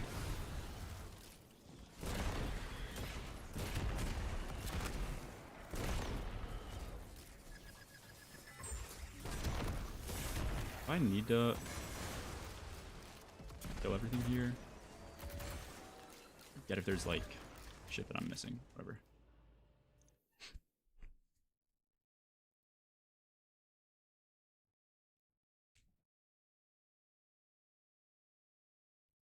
I don't think you'd ever swap. I mean, I guess it would give Still Hunt the auto-loading effect, so that's not actually a bad shout. Like, you'd remove... I just don't think running a holster is that big of a deal. You never lose that much damage.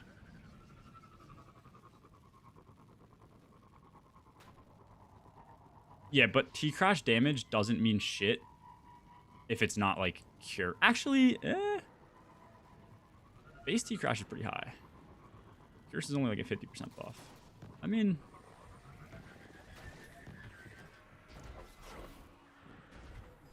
If you can get 2 off. I don't know. Maybe I'm wrong. We'll see.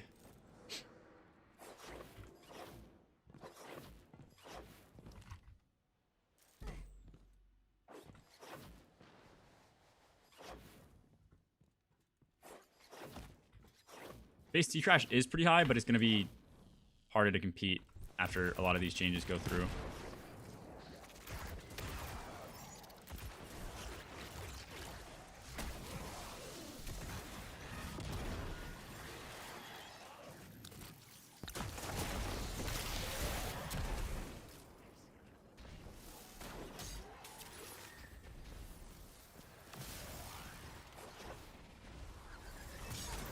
For sure, man.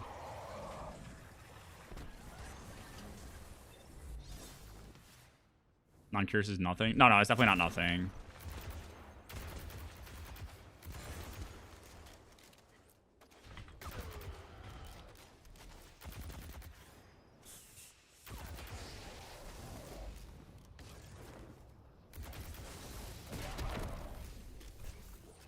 right there. No, it's Glimmer. I just think they shouldn't have got rid of the 40%. But to be fair, I guess if they tested it, not that I always trust them to test properly. If they nerfed it, that means it probably came out like strong, I would think.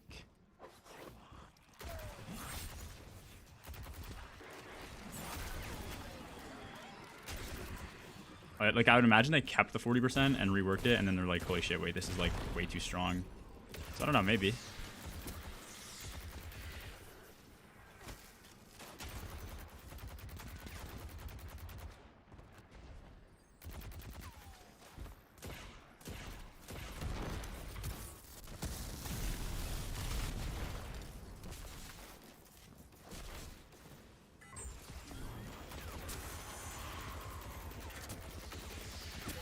The only other major application I could think of is like if you're doing it on a boss and something like cluster rockets or double damage perks becomes a lot more viable and you want auto loading for your whole team, I think that could be a good way to offer it.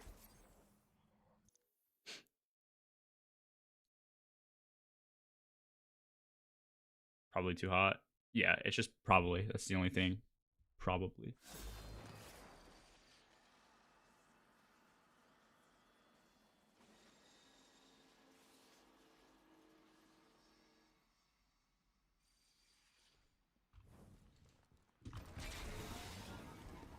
I think even if it's pretty good, I don't see a world where running it in a 3-man setting. For sure. For sure. No. I think it's way too troll for a 3-man. I mean, not way too troll. I mean, they can make anything meta by circumstance. You need a moving boss. It's not that hard of a damage check to hit. You basically need like a moving well of radiance. Like, there's your situation for it. But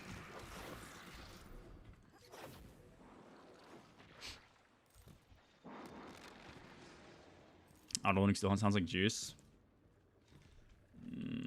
I don't think it's that juice. Like, you're talking about the difference between like if you compare peak still hunt rotation, you're talking like comparing a 7.9 million damage phase to like a 7 million by throwing in like the extra reloads or whatever. Like, you're still cranking. I don't think you'll ever need to crank that much for like a day one.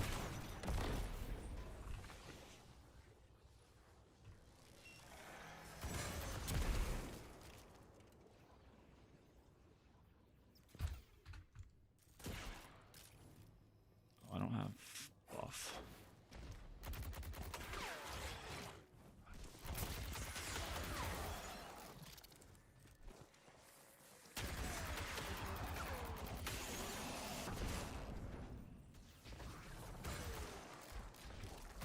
Okay, but the thing is, like, the only reason you'd ever want auto-loading on, like, half those weapons, like, your mint never needs to reload. Your still hunt, you need to run one holster, which you lose a little bit of damage. Or you just dodge because you're playing hunter, so you're going to have a lot of dodge charges anyways. And then your rocket, the only reason you'd ever want auto-loading over Envious Arsenal or just organic auto-loading is if you need to run cluster with it, which just comes down to boss hitbox. Like, that's just circumstantial, is my take on that. Like, you never know if clusters are actually going to be worth running. We get like a Karev. I doubt clusters are like that good. Maybe I'm wrong. Maybe clusters like just got some crazy stealth buff or whatever, or I don't even know. I'm pretty sure the reason clusters were so good is because of Korgos.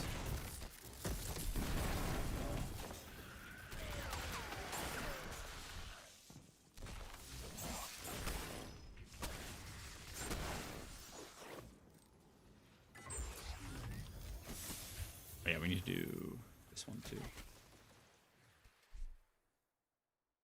Grand Overture? No, dude. Geo's not horrible, but it's just not what it was anymore, I don't think.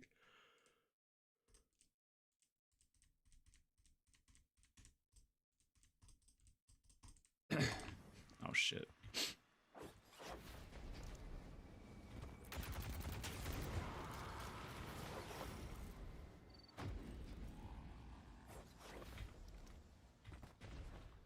I gotta set myself an alarm real quick. Forgot to do something. 6 p.m.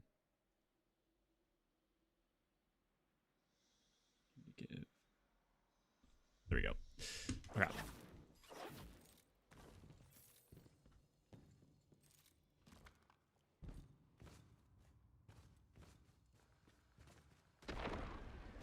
Sword sniper artifact. Isn't Argent Blade? Oh, it's Lucent Blades. What is Argent Blade? Oh my god, that kills?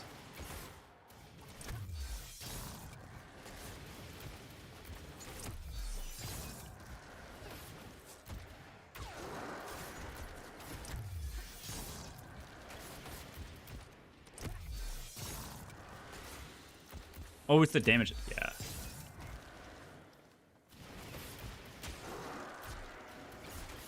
That makes sense. I mean, we have a new lightsaber there. They don't want you to play with it. The lightsaber for sure.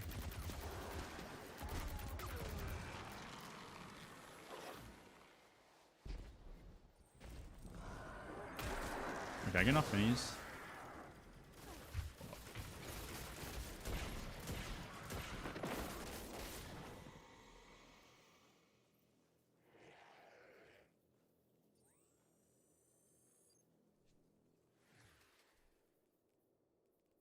I think so.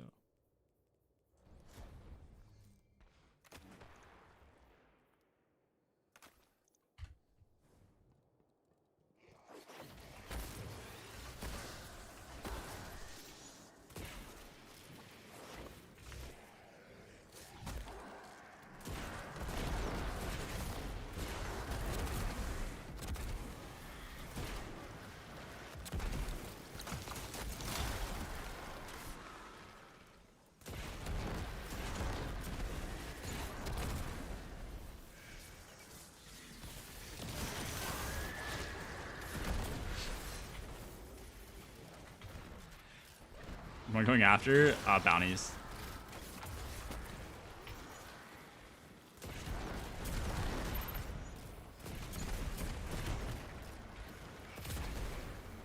Bro, where is she?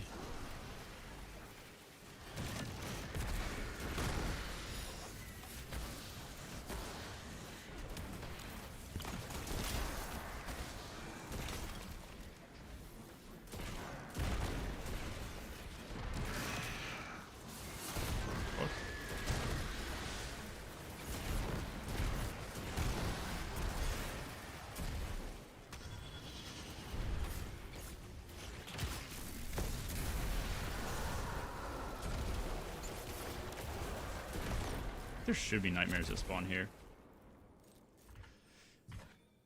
Izzy, I just don't think has the total damage rotation, like the total damage output or the DPS that you would want it to have. Okay, what do I have to do in nightmares? Fusion, auto, hand cannon, bow. Like, dude, what are these fucking bounties, man? These are all just not happening.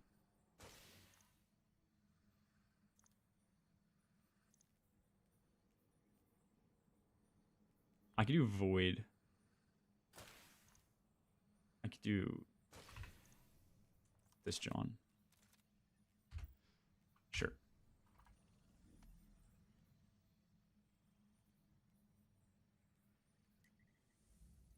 I think Gaul is pretty good. Go up on Arc? No, I just don't have people to play with, really. I'm not, like, incentivized to play it. I just don't have that much fun play. It's just, like, it's just a whatever game to me. But I also don't have people who play it, so it's just, like, eh.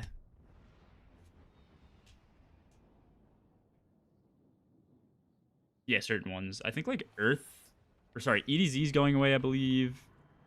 Gunsmith, something else.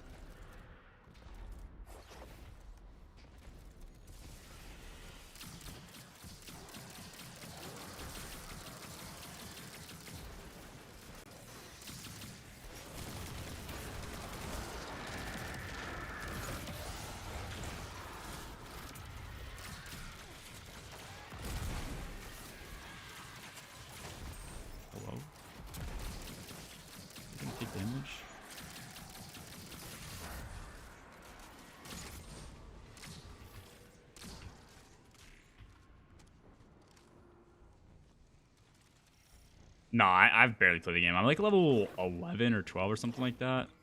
Played a bit, just like I said, I don't know. Extraction shooters don't really resonate with me.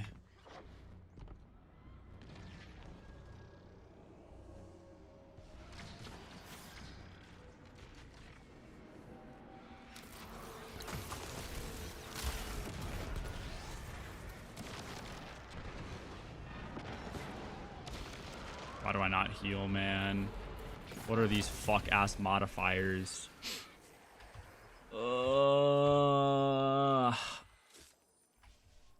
It's just like what are they, man?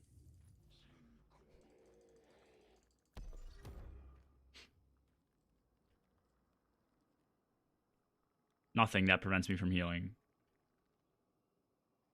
Am I wrong? Oh, togetherness. Like, dude, what are we doing? What, like, why are we putting shit like this in the game? What a paint. Is Braun on? No, it's just togetherness, man.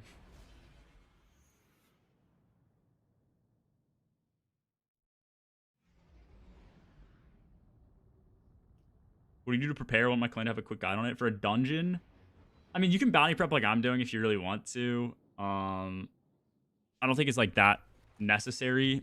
I would say making sure your builds are in order, making sure your materials, maybe saving up engrams, stuff like that. Oh wait, I'm on Tanix now? What the fuck? I must have clicked the wrong one.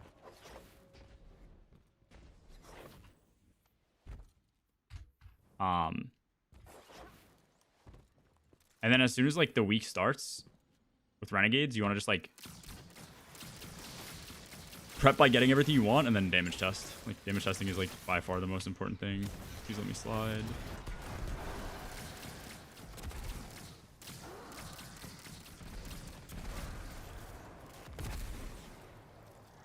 Yeah, you can open it. You get like the remaining boxes that you need and shit.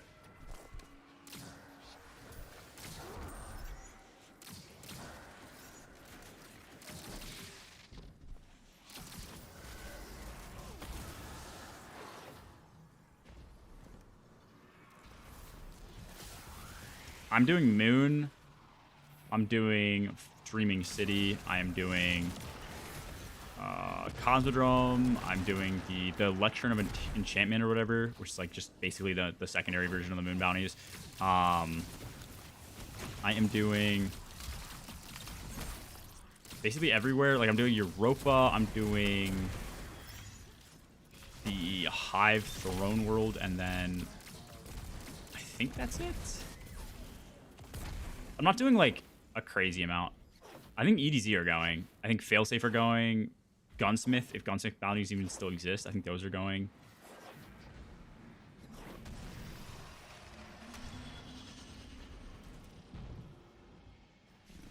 Okay, he's immune.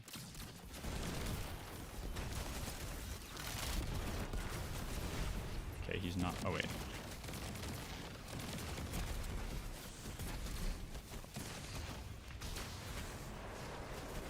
Nice, we have solar. Dude, there's so many shielded enemies.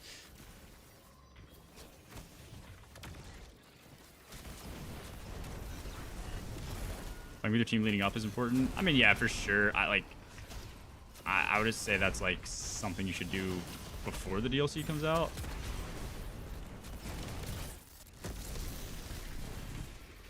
That I cannot tell if that immuned or instantly sent him.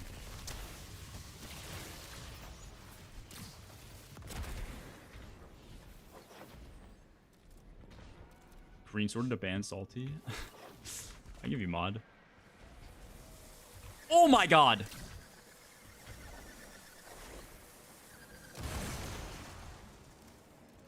Forgot about that. Nah, my crash immune. Wait, it's actually wait. Why did my crash immune?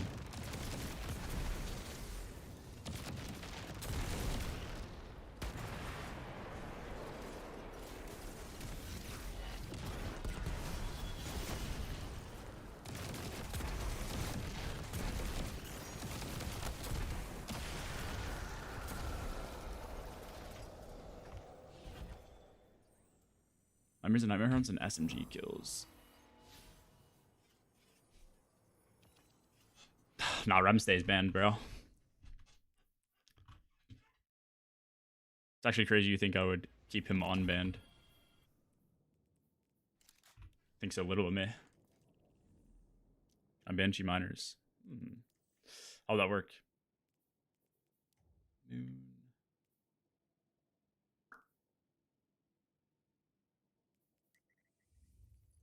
Nutanix again. Dude, I love clicking buttons like 18 times because it takes so long for the game to update.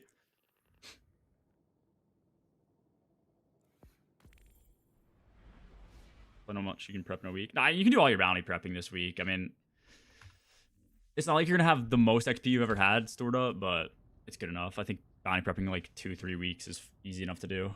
I'm doing it in basically 2 weeks because I started yesterday and I got most of those weeklies, and now I'm doing this week. But I think with the new like XP system thing they're doing, I forget what it's called. Surely you get enough. Yeah.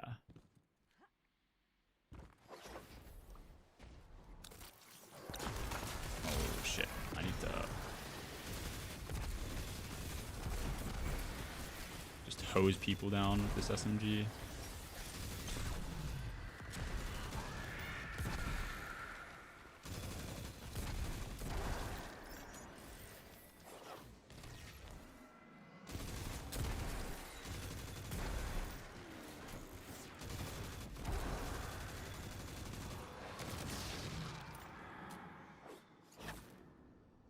No, they won't. They should be updated.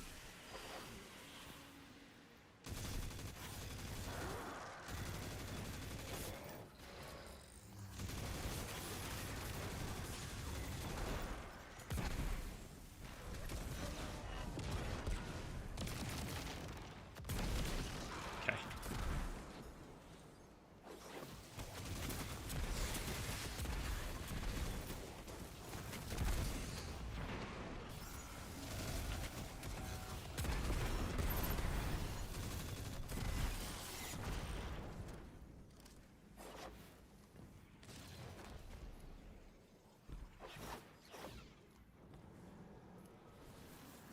Exotic mission coming on launch.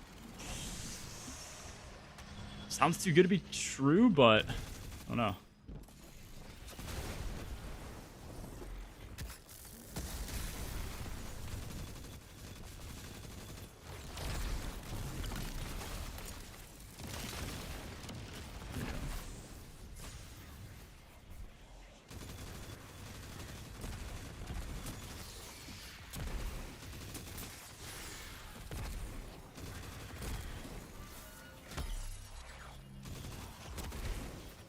I just try to throw a spreaded spike.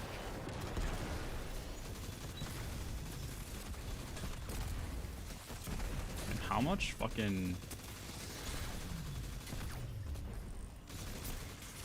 SMG kills do I need? Just Nightmares and Nightmare Hunts now? Okay.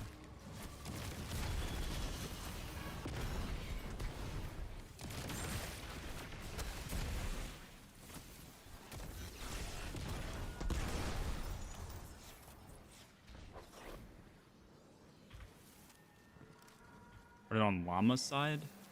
On his side? He told you it? Never trust somebody from the UK, bro. That's all I'm saying. That'll help you in life. Can't take Llama for his word.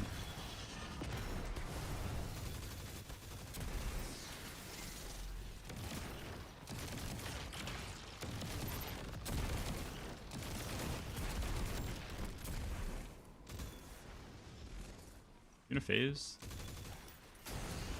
Holy shit, that hurt.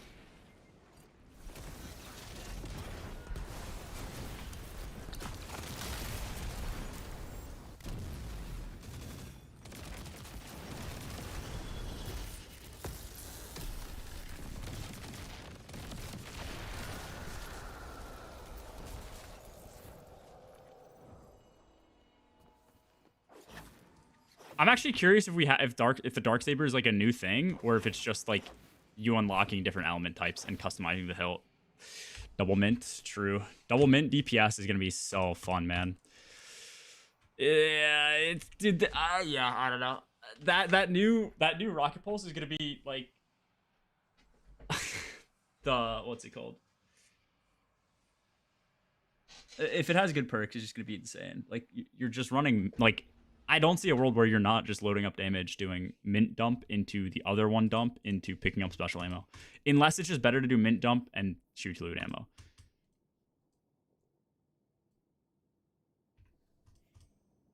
Oh yeah, no rewind could be interesting for sure.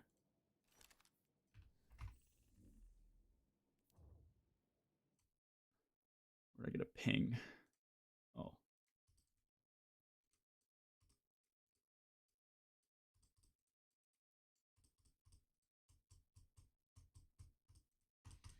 What the fuck is Breeze making a Destiny 2 exam for?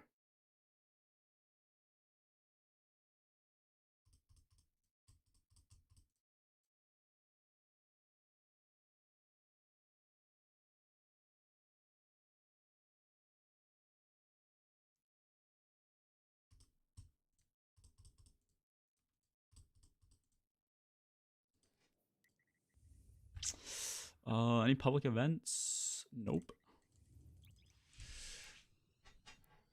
How am I enjoying the helmet? I don't think I have it on. Although I could put it on this guy. Will it look good? Let's see. It kind of looks okay, no? Got the swords, you look like a paladin. Minus this class item. If I had like this on, it'd look cooler. Maybe? I don't know. I need better boots. I kind of want the Doki Doki boots. Oh my god, the Uggs.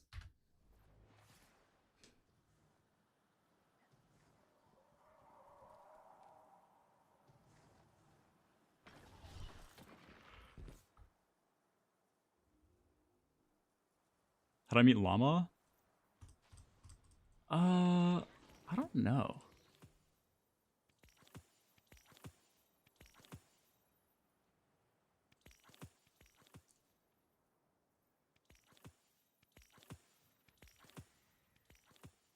We did something together for the first time.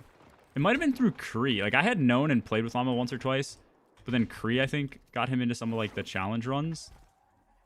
And I think that's when we first started playing together. And then I tweeted something out and said I was looking for more people for, like, videos and shit. And Toady responded to that and DM'd me on Twitter.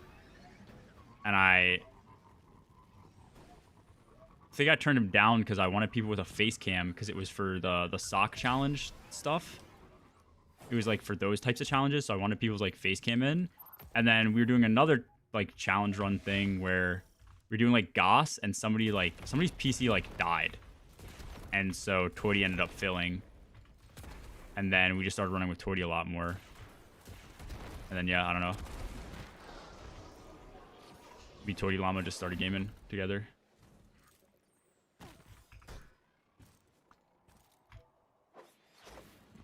Okay, we have, what, 4 minutes? Brand new whip just happened. Can I kill 3 here?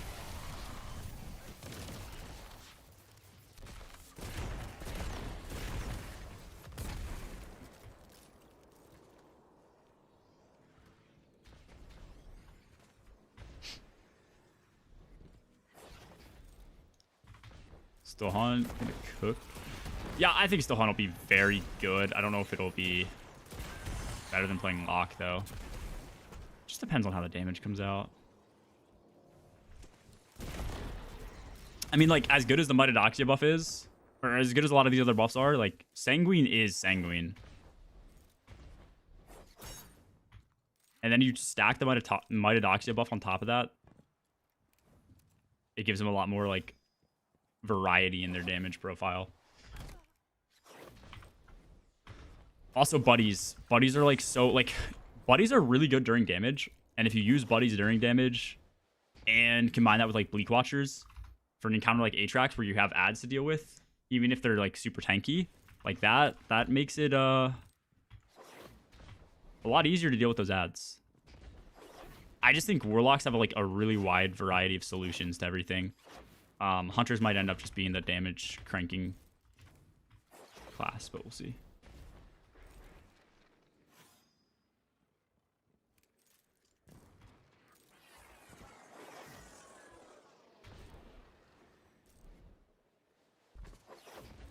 Yeah, it'll definitely be nice, but these count as arc. Curious if these count as arc kills. I imagine they do.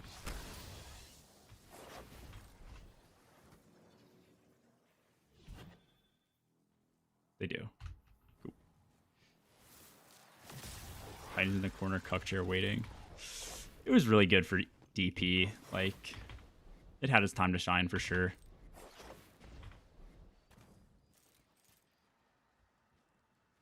What is this guy doing? This guy's role playing or some shit. Titan's holding the shield. I think it's so cope, dude. We'll see. Anything you like from the ViDOC today? Yeah, there's a lot of good stuff. I think for the first time in a while, I felt like I felt with D1 with Destiny, which is the environments we're going to are just like really cool. I don't know what it is, but D2 has no feeling, and I don't think it's going to have a feeling, but I think D2 has no feeling of exploration and like just like, I don't know, an appeal to roaming around planets and looking for little mysteries and shit. Like all the old planets back in D1, I think they were circular and just had so many different load zones, and it was just fun going to different ones. And I don't know, thinking that there might be secrets in certain like buildings and shit like that. Like, oh, dude, like exploring Mars and Venus was so fun. This game's never had anything like that, I don't think. So I don't know. It'll be cool to have cooler environments, but yeah. Tatooine. They have like Hoth vibes on one planet. Dagobah. I think there's another, maybe. Yeah, it could be really cool.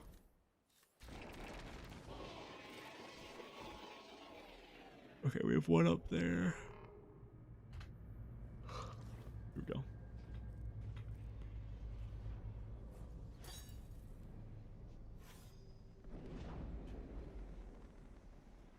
I think the heat weapons are pretty cool. I think we haven't had a new feeling like set of weapons in a while. Like, it's usually just like one new weapon, like mint retrograde or something that comes out and it's just like OP as fuck, or it's really bad. So the charge weapons will be cool.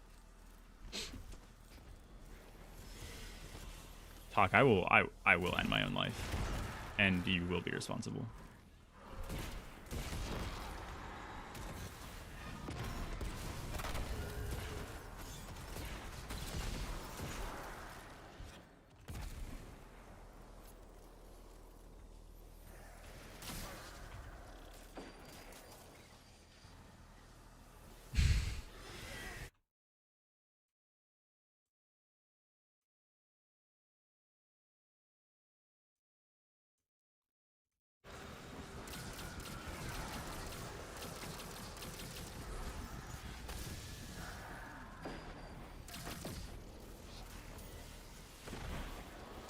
For the greater good.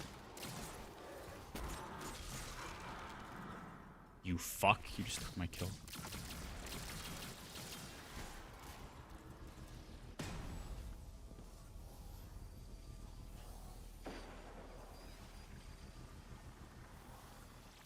Legendary suit business. It actually looks pretty cool, yeah.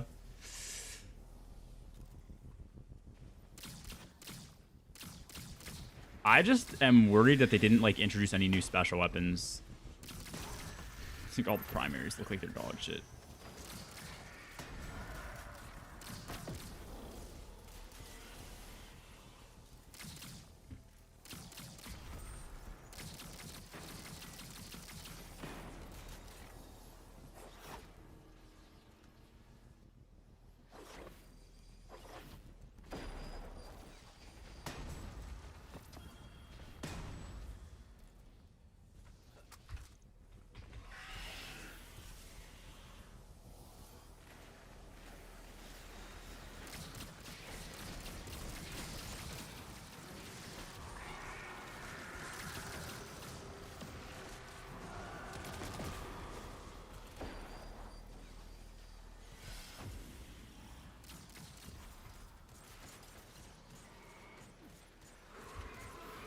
Okay, we just need arc.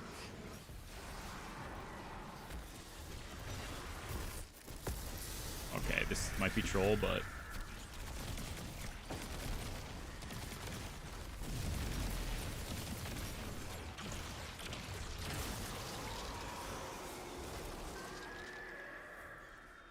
more arc, public events, kinetic weapon.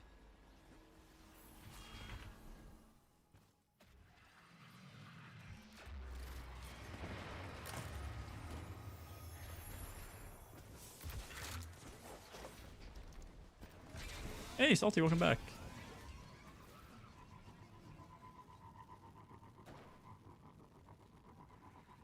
Yeah, no, low key, bro. Yeah. I'm kind of with that.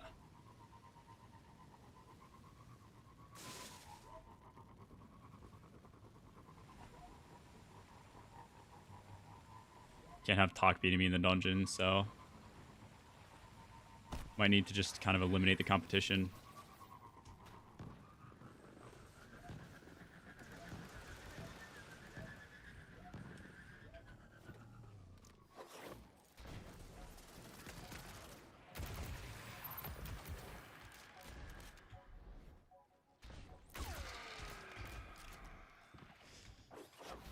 Maybe. They'd only win if they were true to themselves. If Llama stopped doing that fake British accent everybody knows isn't real.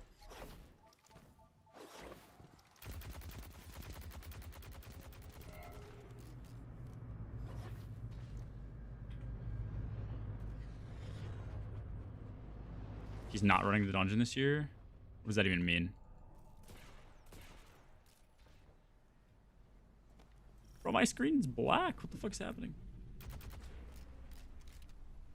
He's not racing? Bro, I'll tell you right now what Dado needs to... I think Dado has potential still. I think he just needs... Like, his team just needs to be, like, updated to, like... I don't know. Make sure everybody, like, is still a top player and shit. Like, I don't know. Just my take. I think if Dado, like, wanted to, he could compete. But I think... I don't want to call their team washed, but...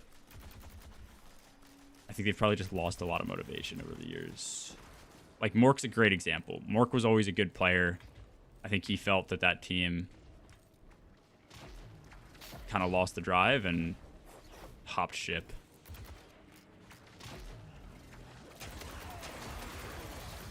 Or I'm speaking out of my ass, but I never speak out of my ass. No, I'm kidding.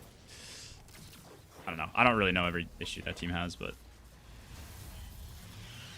Sneaky Beaver sweep. Like, I don't think Sneak's bad by any means, but, like, I just don't know, like... I mean, I guess he's no different than Dado. Like, I don't think either, like, try to improve, you know what I mean? I would doubt that that team practices. Maybe they do. I don't know.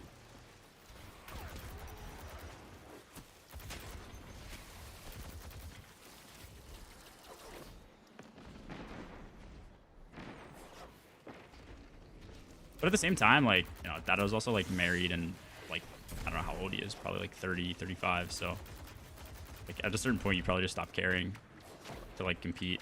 And you're just doing it to have fun. But at that point, like, if you're doing it to have fun, I feel like the community probably just annoyed him if they didn't do, like, great in the dungeon and they weren't really trying, or the raid and they weren't really trying to, like, you know, compete. And then people are, like, just pestering him or whatever. So, I don't really know what happened with his DP day one. But... Or I think maybe it was EDP. I don't remember. But like, if you don't want to compete, that's also completely fine. Like, I think there's such a fun novelty aspect of just doing the raid day one to learn it.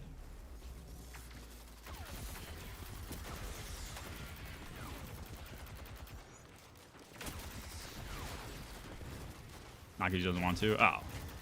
Well, whoever said it made it seem like he just didn't want to. Ain't nobody practicing like us anymore.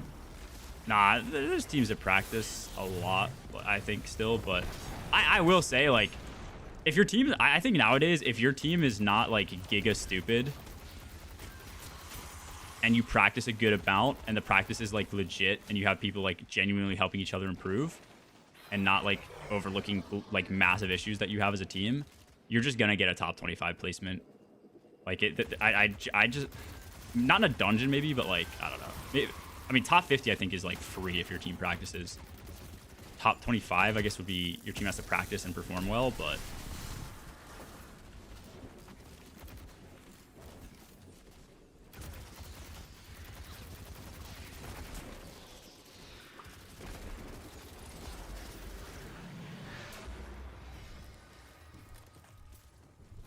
different aerosol, things have totally changed. Competitive scene. No, yeah, for sure. I agree with that too. We just need a bit more arc damage. I'm not pulling an arc weapon. I refuse to do so.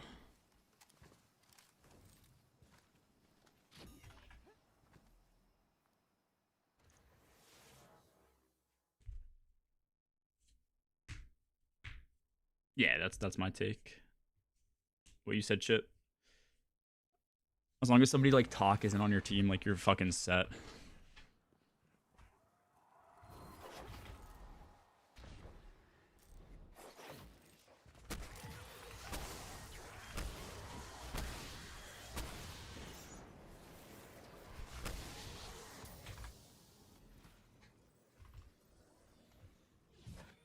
Facts? I don't know talk like that. No, they're facts. They're facts. You can trust me. Fucking shitter. As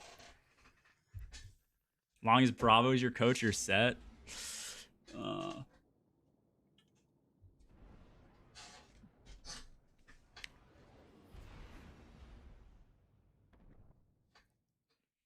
think it's actually probably a good thing that Bravo got banned, because I think Parabellum is still like a really good squad. I don't know what their squad is like now, but if they would have ever gotten a World's First in DP or EDP, it would have just been heavily contested. Like there's no shot they would have, like, I don't think, walked away with a World's First and gotten the belt. I mean, maybe, but so much shit would have just come out as like an expose on Bravo that people would have been like, yeah, no, there's no way they didn't have at least like some shit. He actually get banned. Bravo got fired. I don't know about banned. I think I was told he got banned from the game too, from a source, but I don't. You never really know.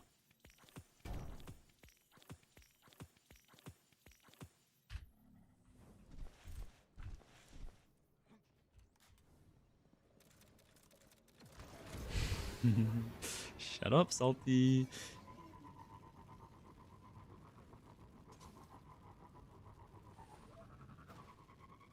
What are Empire hunts, huh? What are Empire hunts?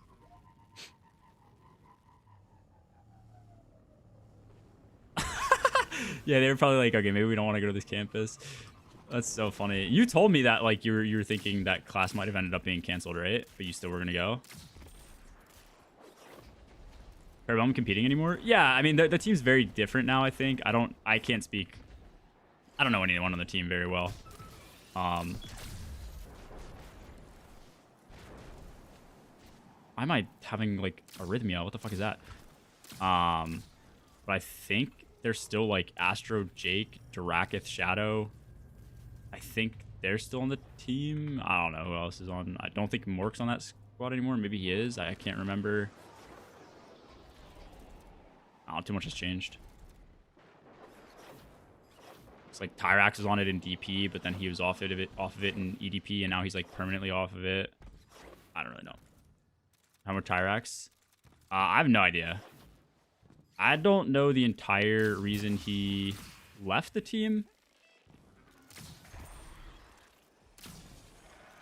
I don't know if the parting ways was like mutual or what. Like, I don't know. A lot of people will just like straight up fucking lie in this community, which is so sick. Like, people will just be like, oh yeah, we kicked this person off the team, but it was like a pretty mutual decision, you know what I mean? Or somebody quits a team and then somebody makes up like a lie that they kicked them. So I don't really know. But he went to Rue. I don't know if Ty's in chat. He can speak on EDP and shit, but I think from what I understand, he's just like, I mean, he's a World's First, so like, I don't know if he's like trying to force competing again.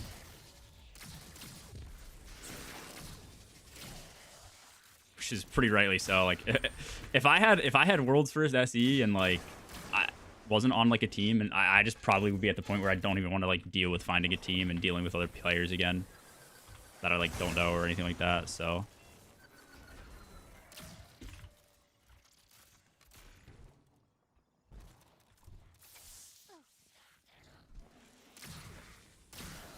Posts about drama in D1 raid teams or D2 raid teams?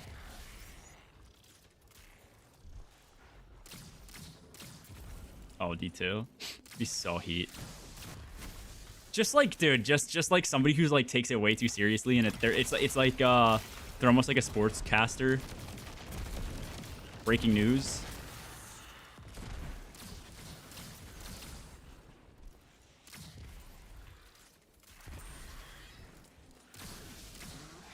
Hawktail on Team Whirlwind 3 has been officially let go from his day 1 raid team and is now a free agent on the open market. Like shit like that.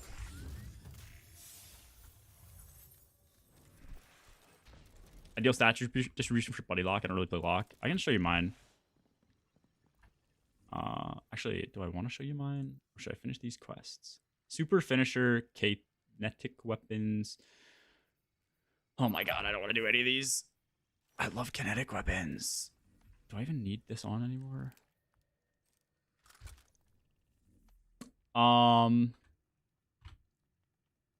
These are my stats on Lock with Buddy Build. At 180 weapons, 60 class, 90 super, about 100 grenade. I think some of my stats are a bit fucked right now because aspects and fragments and shit. But let me see if I can. Yeah, here we go. This is like what I'd consider ideal. I got a little bit robbed on my exotic. I don't know why it has like 5 less stats on my exotic than it like should or whatever, and some other shit based on like fragments. But also I think this assumes all plus 10 stat mods, but like usually you use 3 plus 10 and 2 plus 5s. So you missed 10 there. I think I'm losing like 10 on a fragment or so. And yeah, yada yada yada. But what site is this? This is D2 Armor Genius. This is just an image, but yeah. But Gunner Specialist. This is really good, I think, just because no matter what you're doing, you have high weapons for double spash.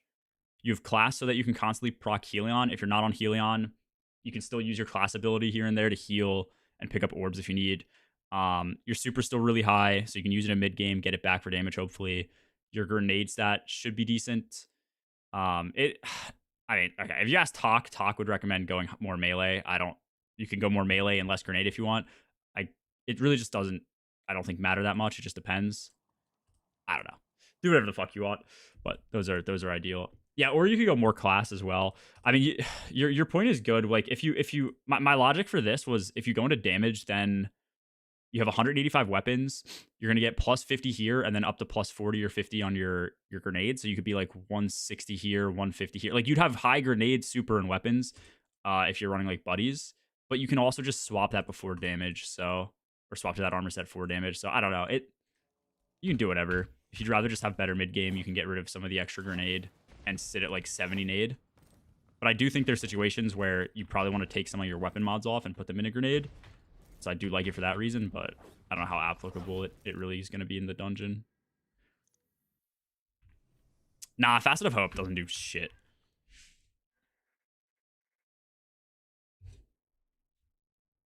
Pretty sure Facet of Hope scales off your regen. I think all the stats and all the regens are completely fucked right now. I'm pretty sure every single stat is fucked.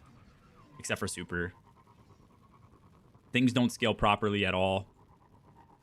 Or certain things still work off the old method of like scaling off your additional base regen, which is hard-coded in the game or something. I don't know. There's just too much going on. Like if you're getting 800% regen on top of like 190% regen with Hoyle, you should be getting abilities back like every like 2 or 3 seconds. And it just like doesn't happen. Like something clearly is not calculated right. Hope's good at other run other stuff. I don't think Hope is bad, but I think Hope requires you to have decent class regen in the first place for it to be like good. because it should be scaling off of that. So, but I also kind of agree. Like, I think I run Hope right now, but I'll probably try out some different things. I might just do Ruin for the extra weapons to free up a mod slot.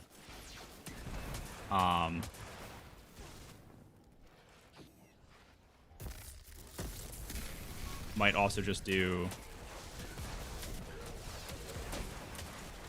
Courage.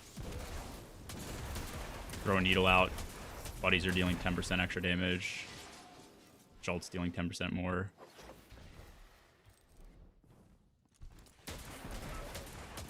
Realistically, I think any class, as long as you have like 70 stat for an ability that you want to use, or close to it, and then like 160 weapons, 170 weapons, like you're fine. And you can get away with less weapons next season with scouts, and if you're not somebody who likes to run double special.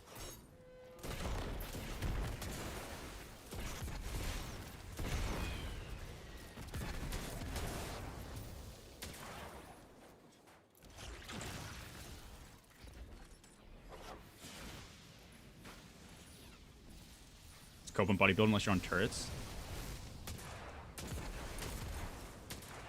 What do you mean? You're always going to be Radiant. Or sorry, Amplified. If you just want more Helion uptime, I think it's good. If you want to pick up your orbs to make more special finis, I think it's good.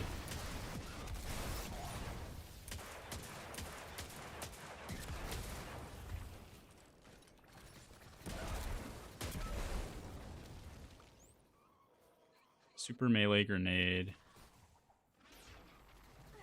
Super melee grenade sword.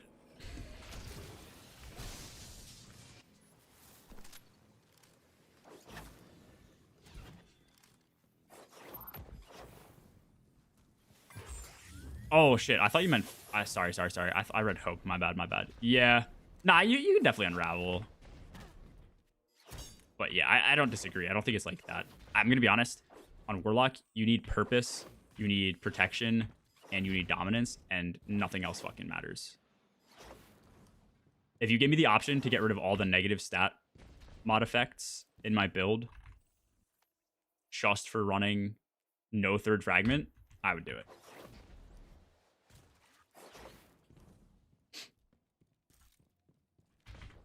Which is why I might just start running Ruin.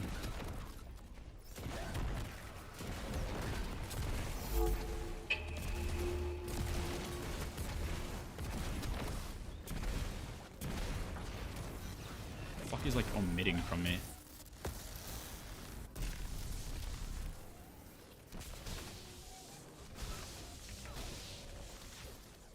Dungeon not swap? I don't think Dungeon's gonna be not swap. I think they would have announced it today.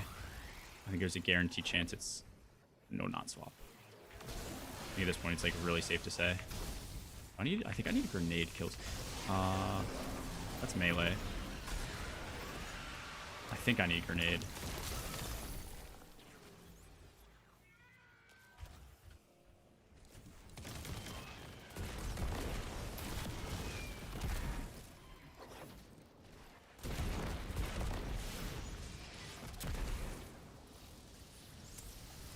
Yeah, what is are we getting a threadling buff? Or is it just the AI? Like the targeting? Because I could have sworn...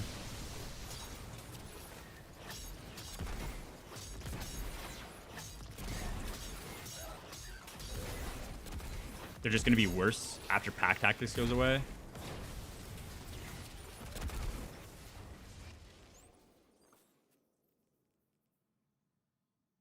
Super, we probably need a roaming grenade, finishers, heroic pub event. Is it? Just gonna delete that one. I need to claim that as well.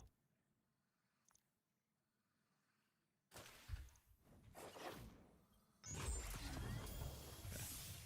I know I just read all those, but I already forget them. Fallen with finishers and finishers in general. You know, roaming super. Yeah, we do this.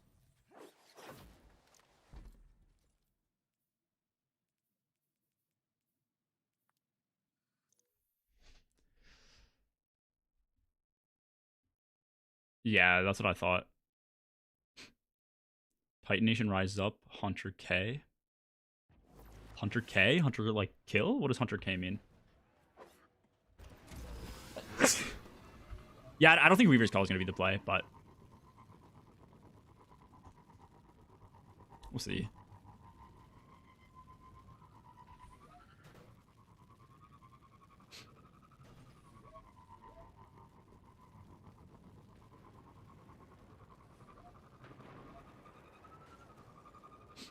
What does the new lock helm do?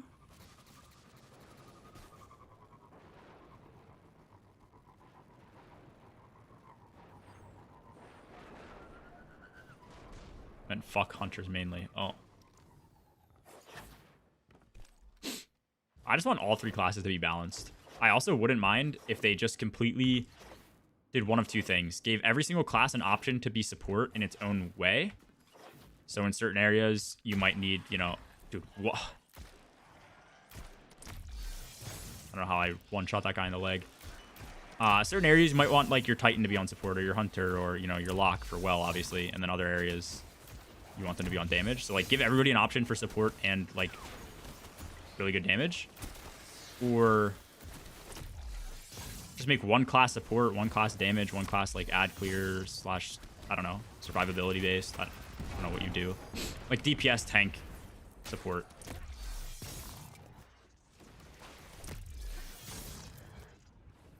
But I think the meta we had with EDP was and DP was like kind of fucking terrible. Oh, wait. So you think? What do you think that'll be good for though?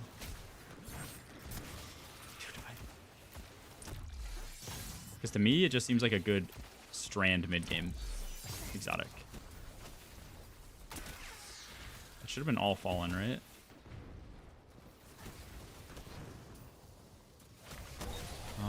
Okay, let me get to this next section to hopefully grenade a bunch of enemies.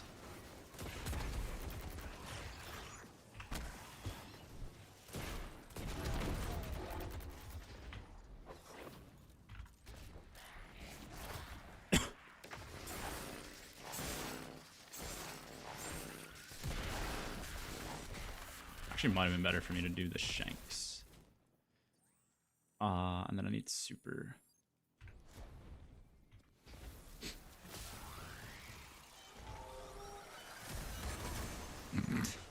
Okay. In my head, that worked out a lot better than it actually was executed.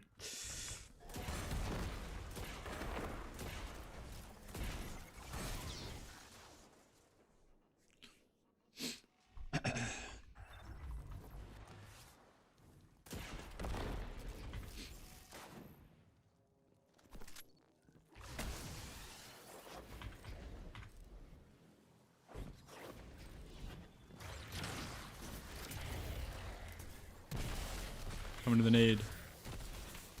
Do it.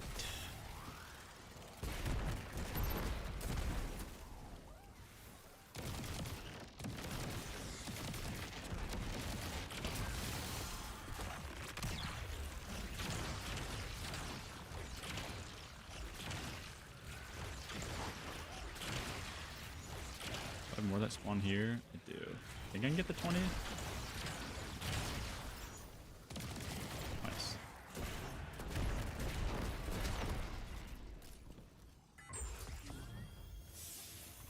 Oh, this is a cliff. What the fuck?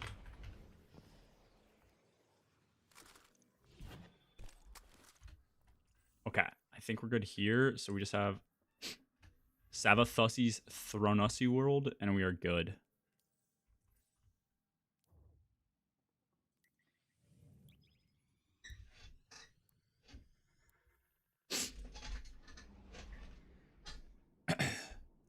Yeah, maybe I become a Facet of Ruin enjoyer on Warlock.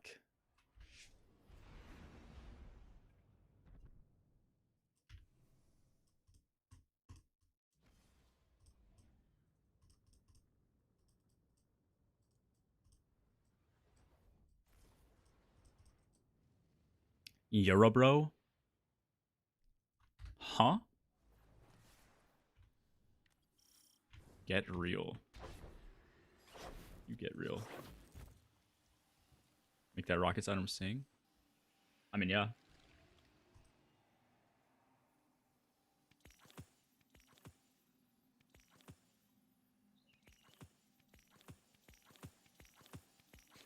Oh. How the fuck did you mess?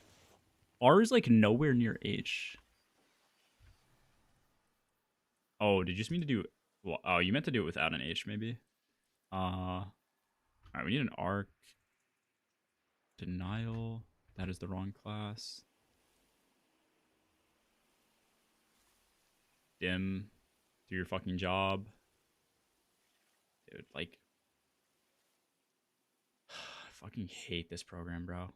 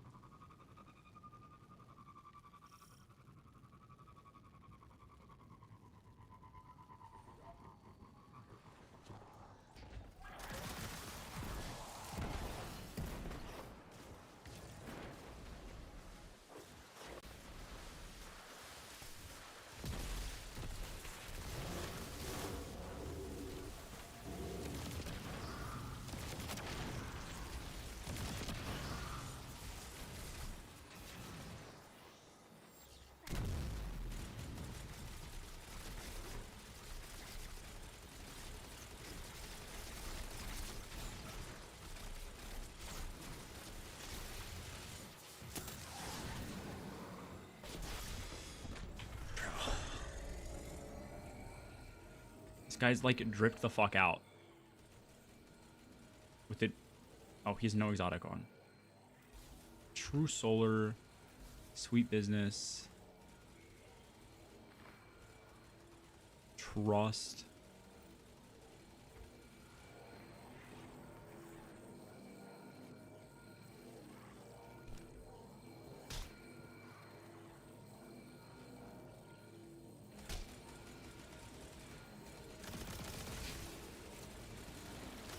Fuck.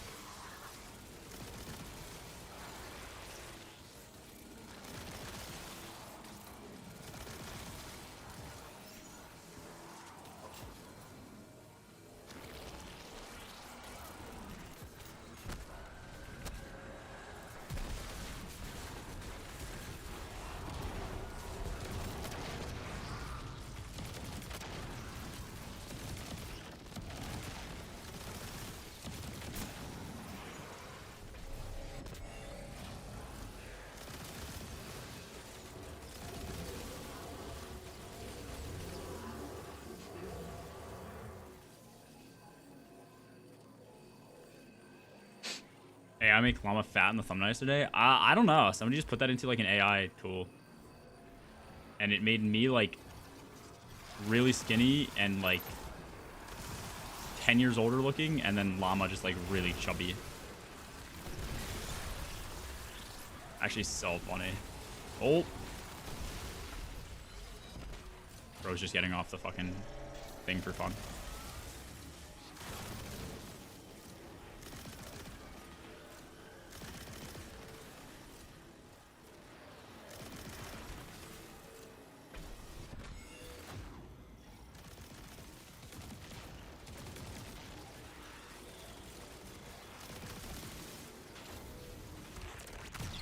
Oh, I'm on a strain super still. Fuck.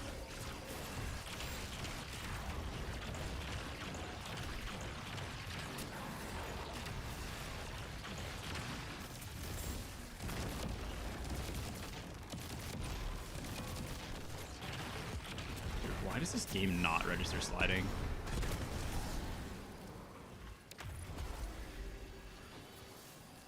Okay, did I get all my arc kills? No.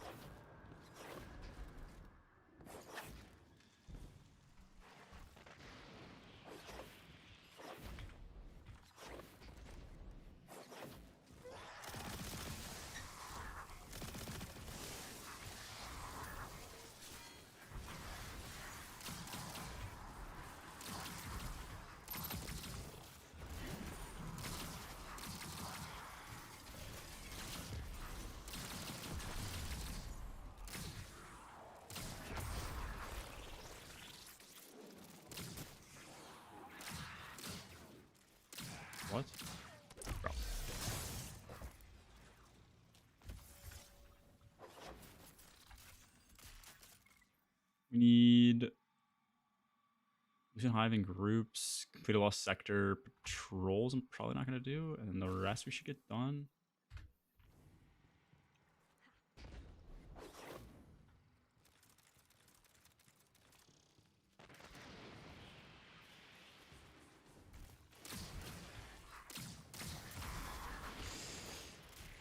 But I used to watch your builds for D2 heavy when you're around 70k subs or fewer.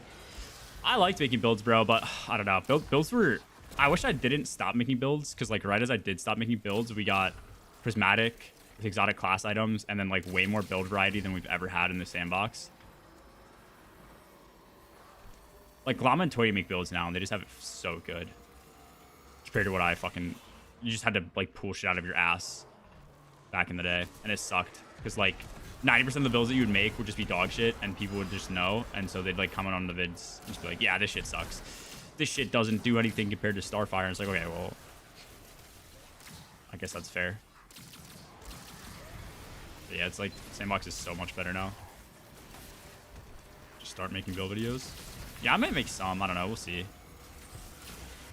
But again, I feel like that passion for like D2 is like kind of gone from like a build crafting perspective. Like I'm at the point now where like I'd make videos to try like I would have the passion to make videos to try and help people improve at the game, but they're like nobody actually wants to get better at this game.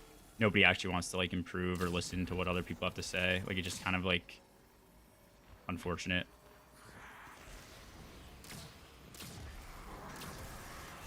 If the game's too hard and like somebody's not good enough to play it, they would rather just complain that the game is too hard and make the game easier than like actually get better at it, you know?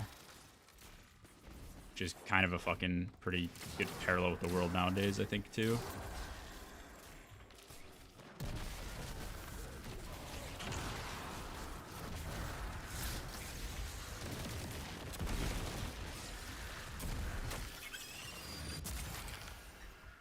Prime YouTube G monitors is built different.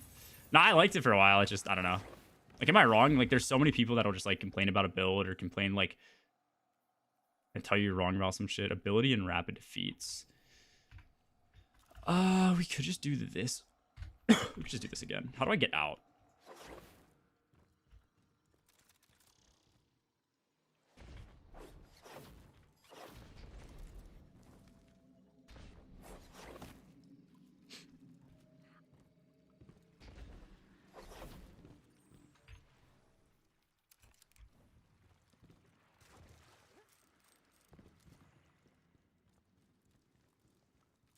Oh, Cookie did a video?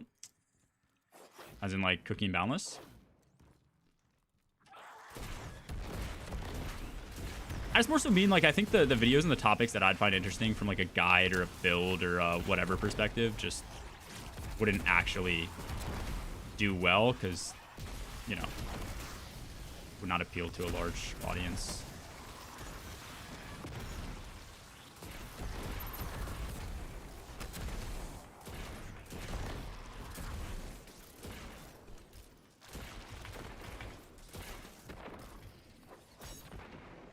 Like, people would rather watch, like, some dog shit ass build with Tommy's matchbook or Slayer's Fang than, you know, some build that's, like, actually good.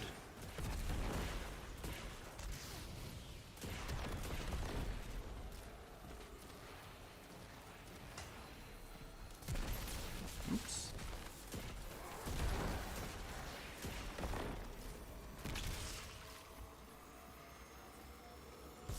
What is the Lucent Hive that I killed in quick succession? What? Was that it? I don't even know what I did. Okay. What are we at? 49? I mean, it's not bad.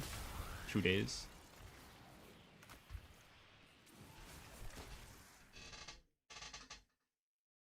Yeah, that cookie. No, I don't think it's a bad idea. It's just like you'd have to be like interested in Soulfall Ron to like find that video and look it up. Is this something older? Scatter Grenade build? I like that Scatter Grenade build. I think it's still probably pretty good now with all the recent void buffs, but put that away, bring that over, bring that over. Yeah, I don't know. Game's just shifted. Yeah, these are my Warlock stats. See, Courage gives me a grenade back. Which, like, I guess Courage does the same thing weapons would, like, what's it called would do for me? Ruin. So I might as well just run Courage. Because that, like, counters the grenade here. So now I'm just minus 10 class. I just don't know if I can really adjust my build to be better. I could, like, tank class. Wait, let me see something. I want to see something on this build. So this is 25 melee.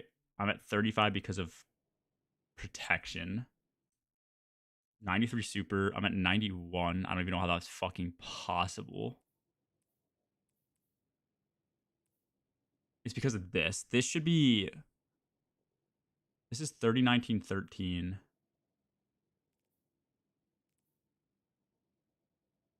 This is like one less of each. Let me... I think I got robbed again on my fucking getaways. This is 29, 18, 11. This is 30, 19, 13. So I'm missing like 4 total stats. 77, yeah. So I'm missing 4 stats there. What else do I have on this? This is weapon, class, grenade. So if I do... Let me just do weapon. So weapon, class. This would be grenade. And this would be grenade. Which this should put me at 60. But I'm only at 50. Because I have minus 10 here. This is neutral. So then where am I missing this extra 10 grenade from? Because that should mean I'm at 120 grenade.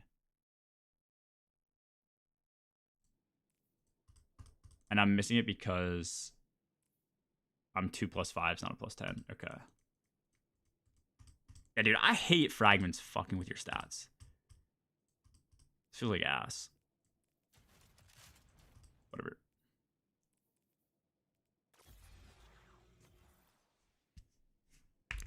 Hunter's finally meta. I think they'll be good. I don't know if they'll be better than Lock. Lock just buddy build is so OP right now.